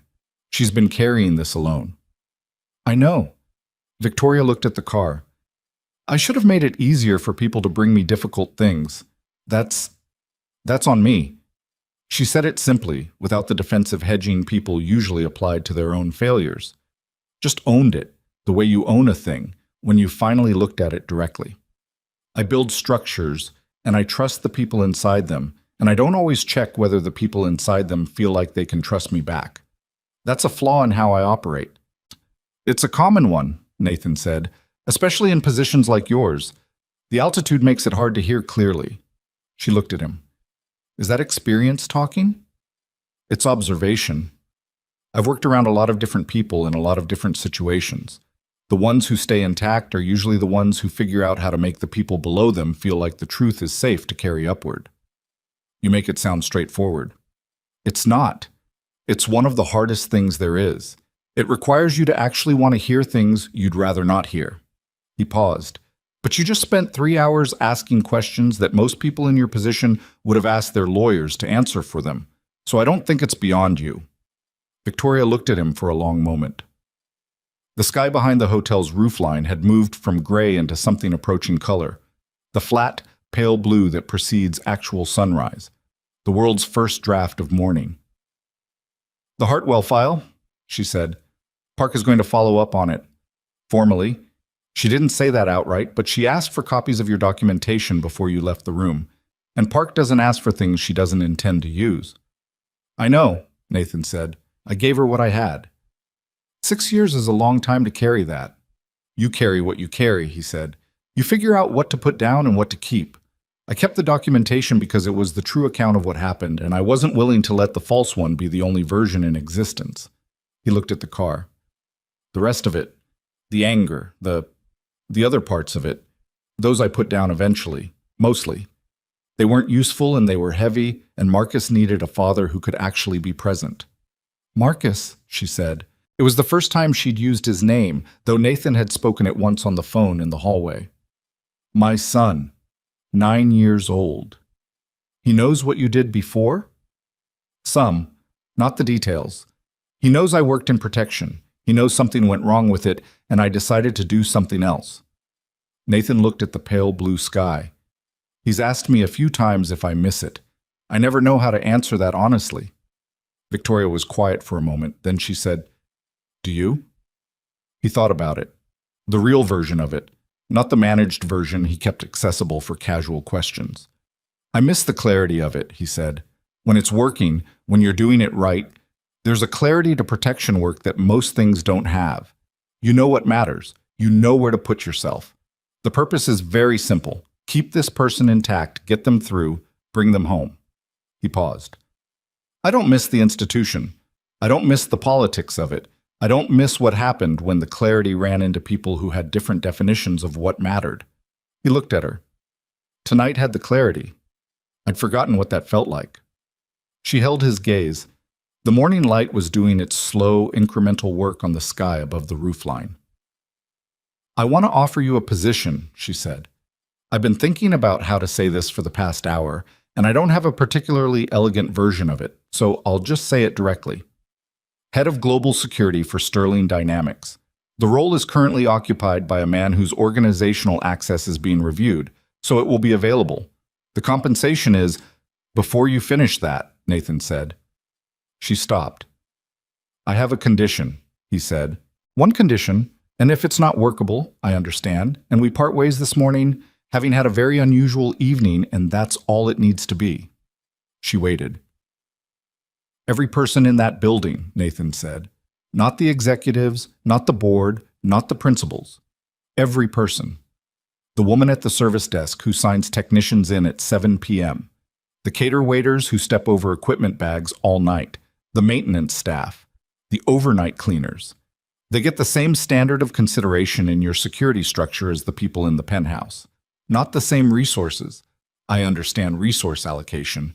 But the same standard of consideration, same threat assessment, same evacuation protocols, same assumption that their safety matters." He paused. "Because in my experience, the people that everyone overlooks are the ones who see what's actually happening." Elena hid that drive with the audio equipment because she understood which parts of the room go unexamined.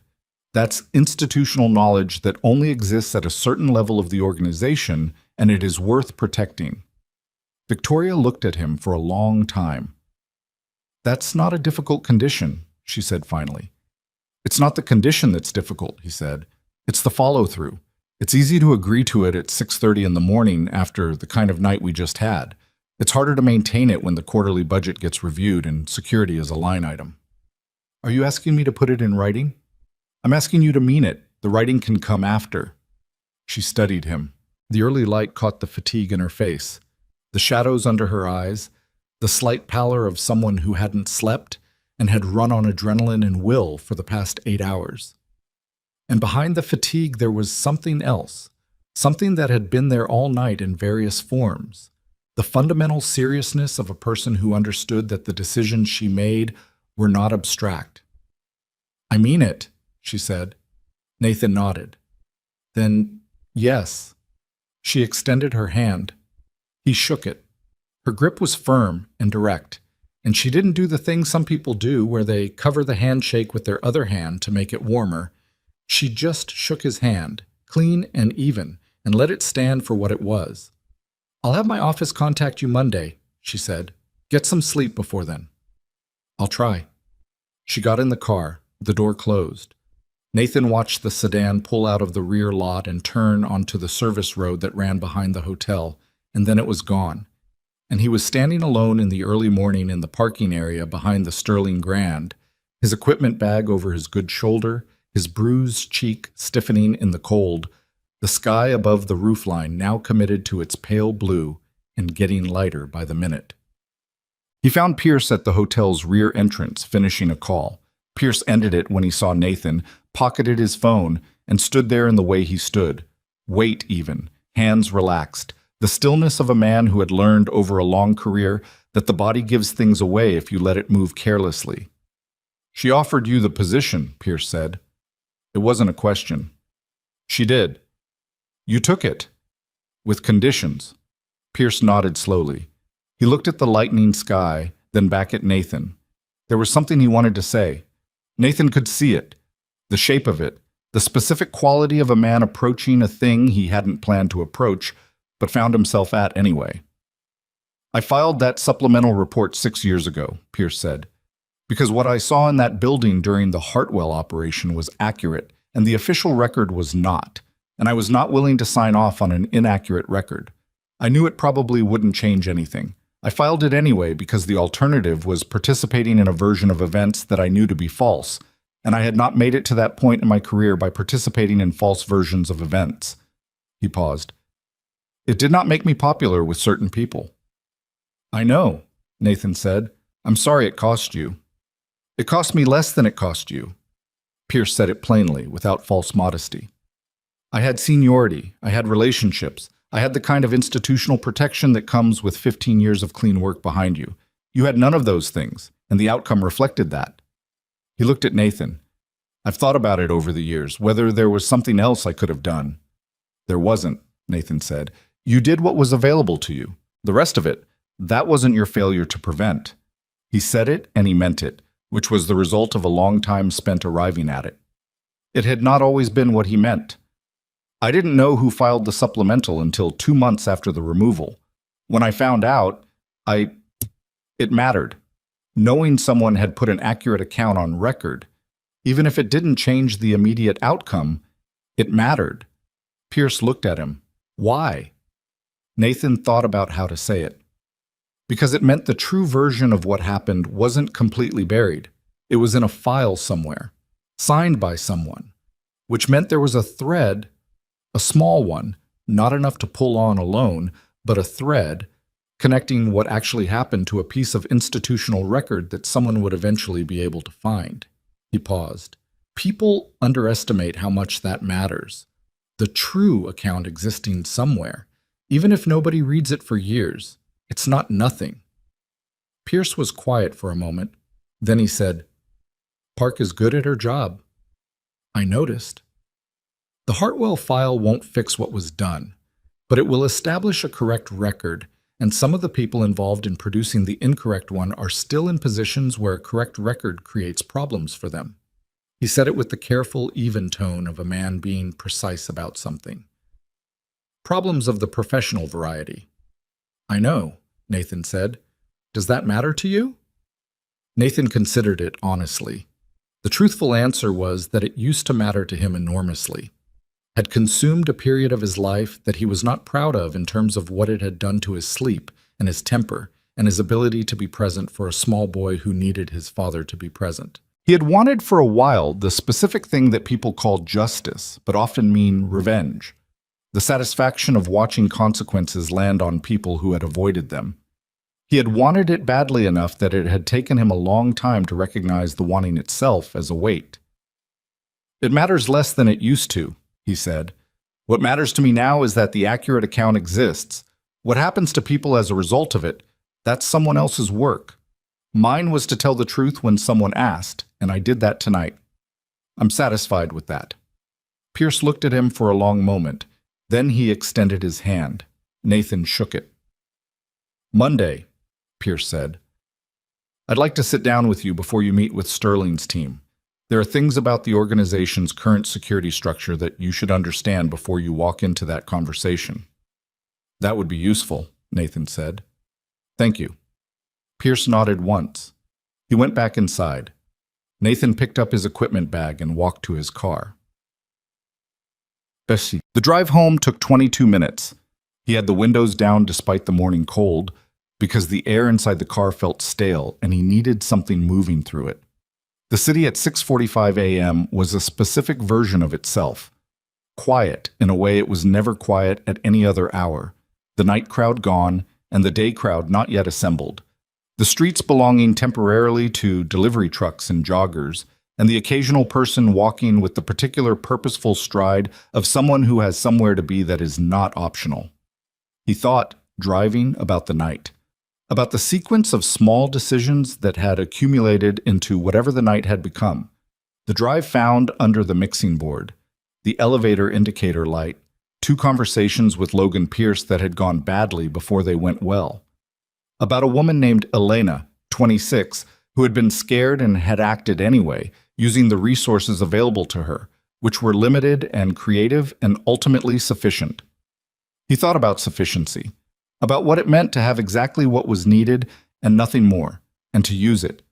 He thought about Marcus asking if he was okay at 2 in the morning, the sleep-thick voice trying to sound awake, the complete artless directness of a 9-year-old who had decided that the question mattered more than the dignity of being already asleep when his father called.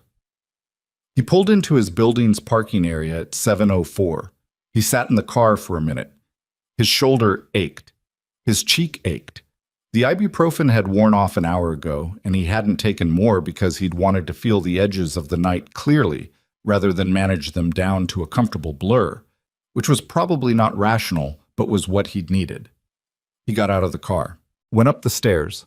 Elevator was available, but the stairs were 3 flights, and he used them every day, the small maintenance of a body that he still wanted to be functional. On the second landing, his shoulder reminded him firmly that he'd had a difficult evening, and he slowed down and took the rest of it carefully.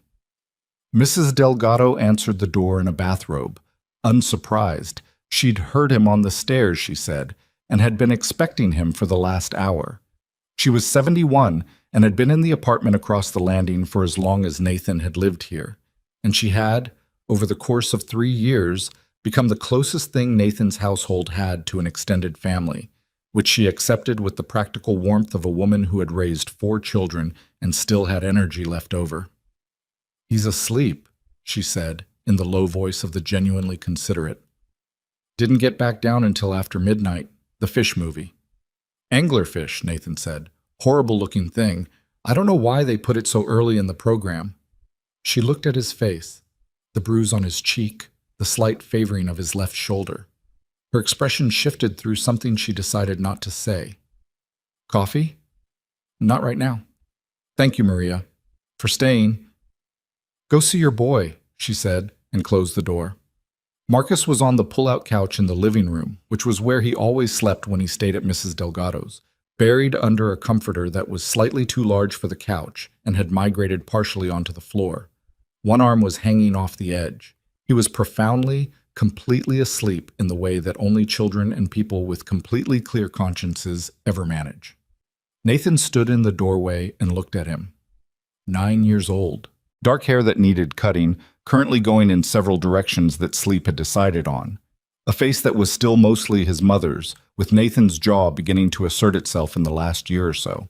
A kid who left his shoes in the middle of the floor and forgot to put the milk back in the refrigerator and had once, memorably, tried to build a birdhouse from online instructions and produce something that no bird would willingly enter, but that was still sitting on the apartment windowsill because Nathan hadn't been able to bring himself to throw it out. A kid who woke up at 2 in the morning to answer his father's call and asked, without preamble or context, if his father was okay. Nathan crossed the room and straightened the comforter, tucking the edge that had fallen back onto the couch. Marcus didn't stir.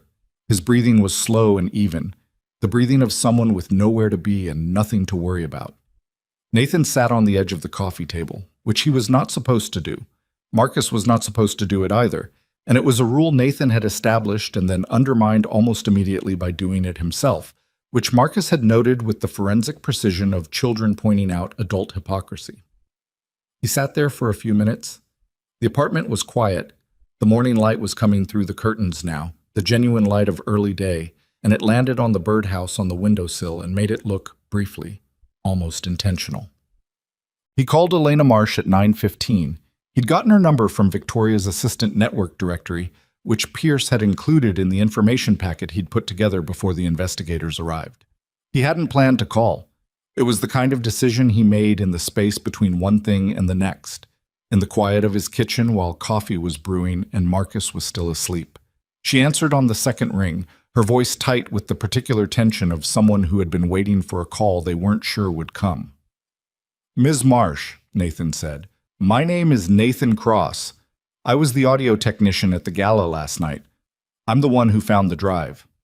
A long pause, then, "Is she—" A breath.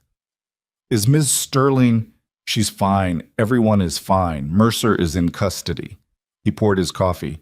I'm calling because Ms. Sterling is going to call you this morning, and I thought it might help to hear from someone first that she is not angry, not at you. She understands what you did and why you did it. The silence on the other end had a texture to it, the texture of someone trying to hold themselves together while receiving information that they had been bracing against for a very long time. I should have come to her directly, Elena said. Her voice was unsteady. I kept thinking I should just tell her, but I didn't have proof, not the kind that... And he was always in the room, almost always, and I didn't know who else might be. You did what you could with what you had, Nathan said, and it was enough. That's not nothing. A shorter silence this time. The drive was supposed to go to the building's security supervisor. There's a lost and found protocol for corporate materials.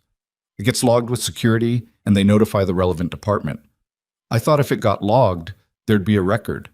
Even if Damien got to it before morning, there'd be a record that it had been found and turned in. She paused. I didn't think about the audio technician finding it instead. I was early, Nathan said.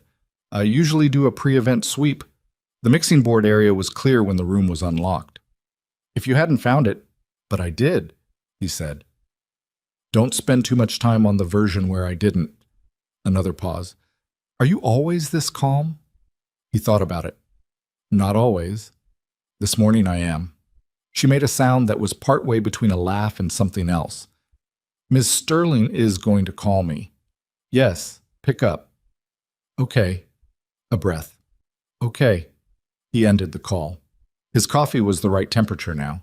He drank it standing at the kitchen window, looking at the street below. The morning in full operation now, the day crowd assembled. The city going about its business with the complete indifference to last night that cities always managed. Somewhere in this city, Damien Mercer was sitting in a room explaining himself to people who had been trained specifically to listen to explanations and identify their deficiencies. Somewhere, 3 board members were consulting lawyers about the nature of their prior conversations with an operations director who had been, apparently, playing a longer game than any of them had fully understood. Somewhere, the Colton Group was filing a preliminary report that would spend the next several months being the most important document in the life of a company that bore the name of the hotel where Nathan had found a drive under a mixing board and decided, against the grain of the careful, invisible life he'd built, that it was his problem, after all. And here, in this kitchen, a cup of coffee. Morning light.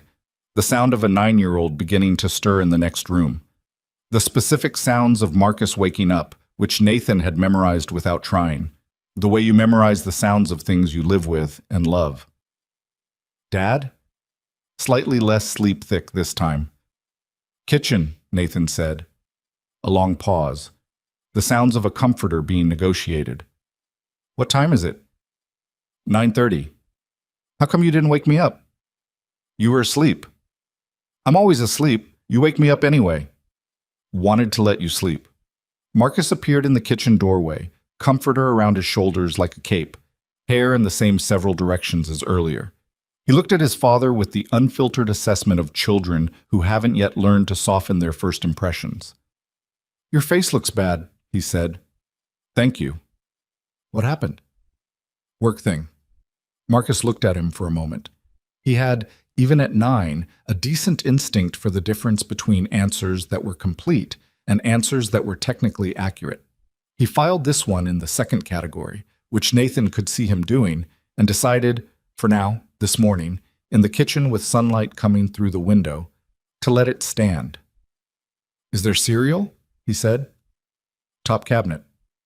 Marcus shuffled to the cabinet. Nathan finished his coffee. Outside, the city went about its morning. Tut. The board meeting was 17 days later. Nathan didn't attend it. He was not a board member, and the matters under discussion required no input from the head of global security, who had not yet technically started his role because the paperwork was still in legal review. But Victoria called him afterward, and he listened for 20 minutes while she described, in her characteristically precise way, how the meeting had gone. The 3 board members had resigned. The 4th, who hadn't returned initial outreach, had retained independent counsel and was cooperating with investigators. The remaining 7 had voted unanimously to authorize a full structural review of the company's internal security architecture, to be led by the incoming head of global security in consultation with the Colton Group's ongoing investigative team. Damian Mercer had been formally charged on 9 counts, including criminal fraud, falsification of corporate records, conspiracy, and attempted unlawful detention. His lawyer had already indicated he intended to contest several of the charges. He would not succeed with most of them because the forensic record assembled from the drive in the hotel's system logs was detailed in the specific way that forensic records assembled by people like Chen and the Colton Group's technician tended to be detailed. "The Hartwell file," Victoria said. "Park submitted her report to the relevant oversight body last week." Nathan was quiet. "It doesn't undo 6 years," she said. "I know that." "No. But the record is corrected, officially. The file is amended, and the people named in Park's report are—" She paused. "The 2 most senior are retired. One is still working. The one who is still working is no longer working as of yesterday."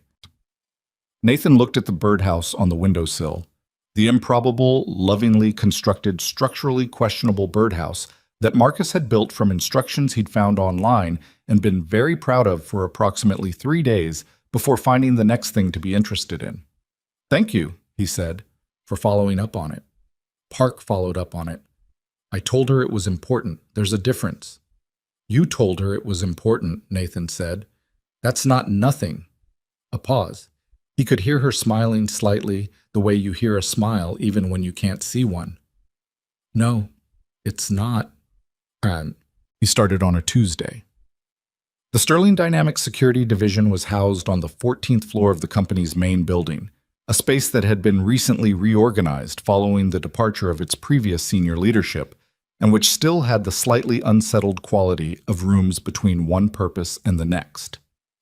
Nathan walked through it on his first morning with a yellow legal pad, noting things, asking questions of the people who were still there, the mid-level staff, the analysts, the administrative personnel who had managed the transition and would manage the next one. He talked to the cleaning supervisor about the building's overnight access protocols. He talked to the facilities manager about the service elevator maintenance schedule.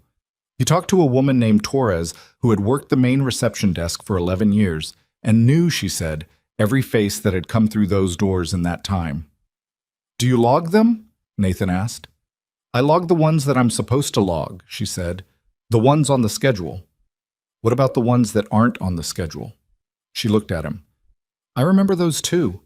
I just don't have a place to put them." "We'll make you a place to put them," Nathan said. He wrote it on the legal pad. The pad was half full by end of day. He had lunch in the building's cafeteria rather than the executive dining room because the building's cafeteria was where people talked honestly, and honesty was the resource he needed most right now, and it was available in places where people didn't feel like they were being observed by someone whose judgment of them had professional consequences. He ate a sandwich that was slightly disappointing and drank bad coffee and listened to 2 maintenance workers talking about the service bay on the building's west side, which apparently had a door that didn't close properly in cold weather and had been flagged twice for repair and not fixed. He wrote that down too. Small things. The kinds of things that everyone overlooks because they are small, and there are always larger, more visible priorities competing for attention.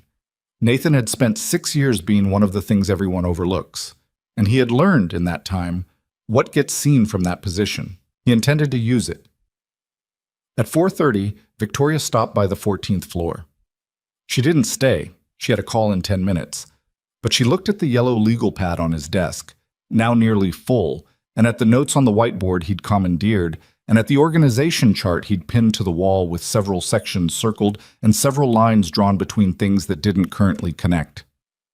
"How's day 1?" she said. "Informative," he said. "There's a door on the west service bay that doesn't close in cold weather." She looked at the circled items on the chart. "That's on the facility's maintenance list. It's been on it twice. It hasn't been fixed. I want to understand why that is before winter." She looked at him. "Okay. Also, Torres at the main reception has institutional knowledge that isn't being captured anywhere formal. I want to change that." "Torres has been here 11 years, Victoria said. "I know. which means when she retires, 11 years of unlogged observational data leaves with her. He paused. She knows the face of every person who has come through those doors off schedule for a decade. That's an asset. We should treat it like one. Victoria was quiet for a moment. What else? He looked at the legal pad. A lot. But it can wait until morning. She looked at the board, then at Nathan. Then she said something he didn't expect. My father would have liked you, she said. He wasn't a warm man particularly, but he believed in the people who did the actual work. He would have listened to you. It was an offering, Nathan understood. The particular kind that people make when they want to say something true about their dead and don't have an entirely direct way of saying it. I would have listened to him, Nathan said. I'm told he built something worth protecting. He did. She said it with the simplicity of someone who had made their peace with a complicated inheritance. So let's protect it. She went back to her office for her 4:30 call.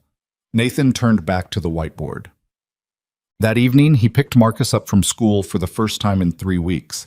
The gala prep and the subsequent days of meetings and transitions had eaten into the ordinary routine. An ordinary routine was something Nathan had learned to treat with the seriousness that other people reserve for large events. The ordinary routine was the whole point. It was what everything else was in service of. Marcus came out the school's side door at 3:15 with his backpack on one shoulder and a drawing rolled under his arm and the expression of someone who had things to report. We did a project, he said, holding up the roll, about ecosystems. Yeah? What como kan? Ocean ones. We had to pick an animal. He unrolled the drawing as they walked, holding it up. It was in the unmistakable aesthetic of a 9-year-old who had tried very hard, an anglerfish. The proportions were ambitious. The light-producing appendage was rendered with particular care, disproportionately large, glowing in the drawing with the specific intensity of someone who had found the thing the most interesting part. It's good, Nathan said. The teacher said it was creative, Marcus said, which Nathan understood was being reported as a mixed review.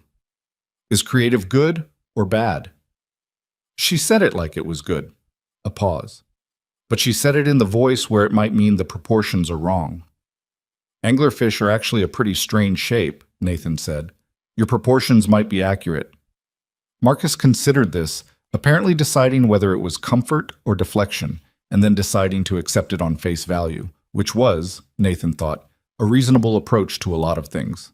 They walked to the car and Marcus put the drawing in his backpack with the care of someone who had not entirely given up on it, and they drove home through the late afternoon city.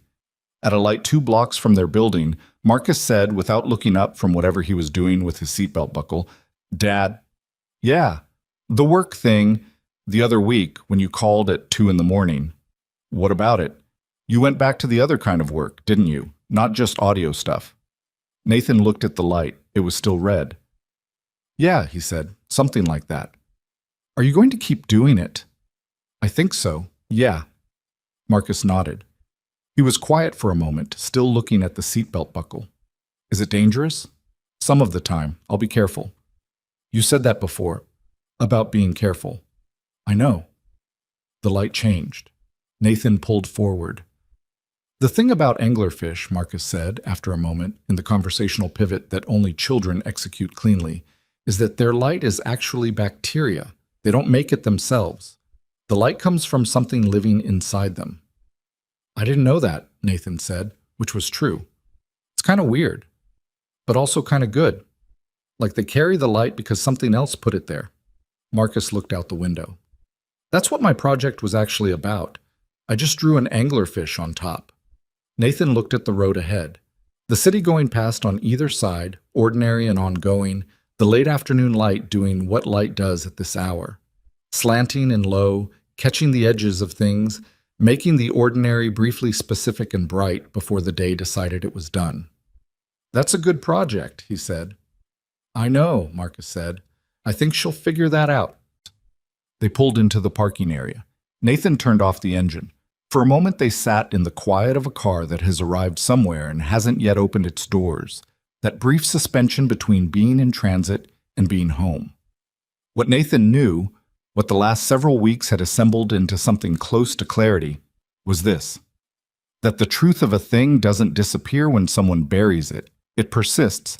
It waits in the files, in the supplemental reports, in the encrypted drives hidden under mixing boards by scared 26-year-olds who have figured something out and can't find a safe way to say it. It waits for the right question asked by the right person in the right room, and when that question comes, all the patient waiting pays off at once. He had spent 6 years believing that his truth was buried well enough that it no longer mattered, had built a life deliberately scaled to accommodate that belief, and had made something real inside it. A son, a routine, a modest expertise in the acoustics of rooms that didn't belong to him. That was not nothing, that would never be nothing, but the truth had not in fact been buried. It had been waiting. In Pierce's supplemental report, in a FOIA folder in a filing cabinet, in the geometric mark on the inside of a wrist that a tired man recognized in a vehicle bay at 11 p.m. And when the right night came along, it came out. What comes out of a person when everything is stripped away and the situation requires them to be exactly what they are, that is the only reliable measure of a person. Not the resume, not the file, not the narrative that other people construct around you for their own convenience. What you do when it matters, that's the count. He opened the car door. Marcus was already out, backpack over one shoulder, drawing tucked carefully inside it, already moving toward the building with the forward momentum of someone who has homework and an opinion about dinner. "Come on," Marcus said, not looking back. Nathan got out of the car, locked it, followed his son inside. The city went on behind them, indifferent and enormous and full of rooms where things were hidden and waiting, and for the first time in a long time, Nathan Cross walked into his own building feeling exactly like what he was. No more managed, no more reduced, no more careful about the space he occupied. Just a man who had told the truth when it was asked of him and had come home.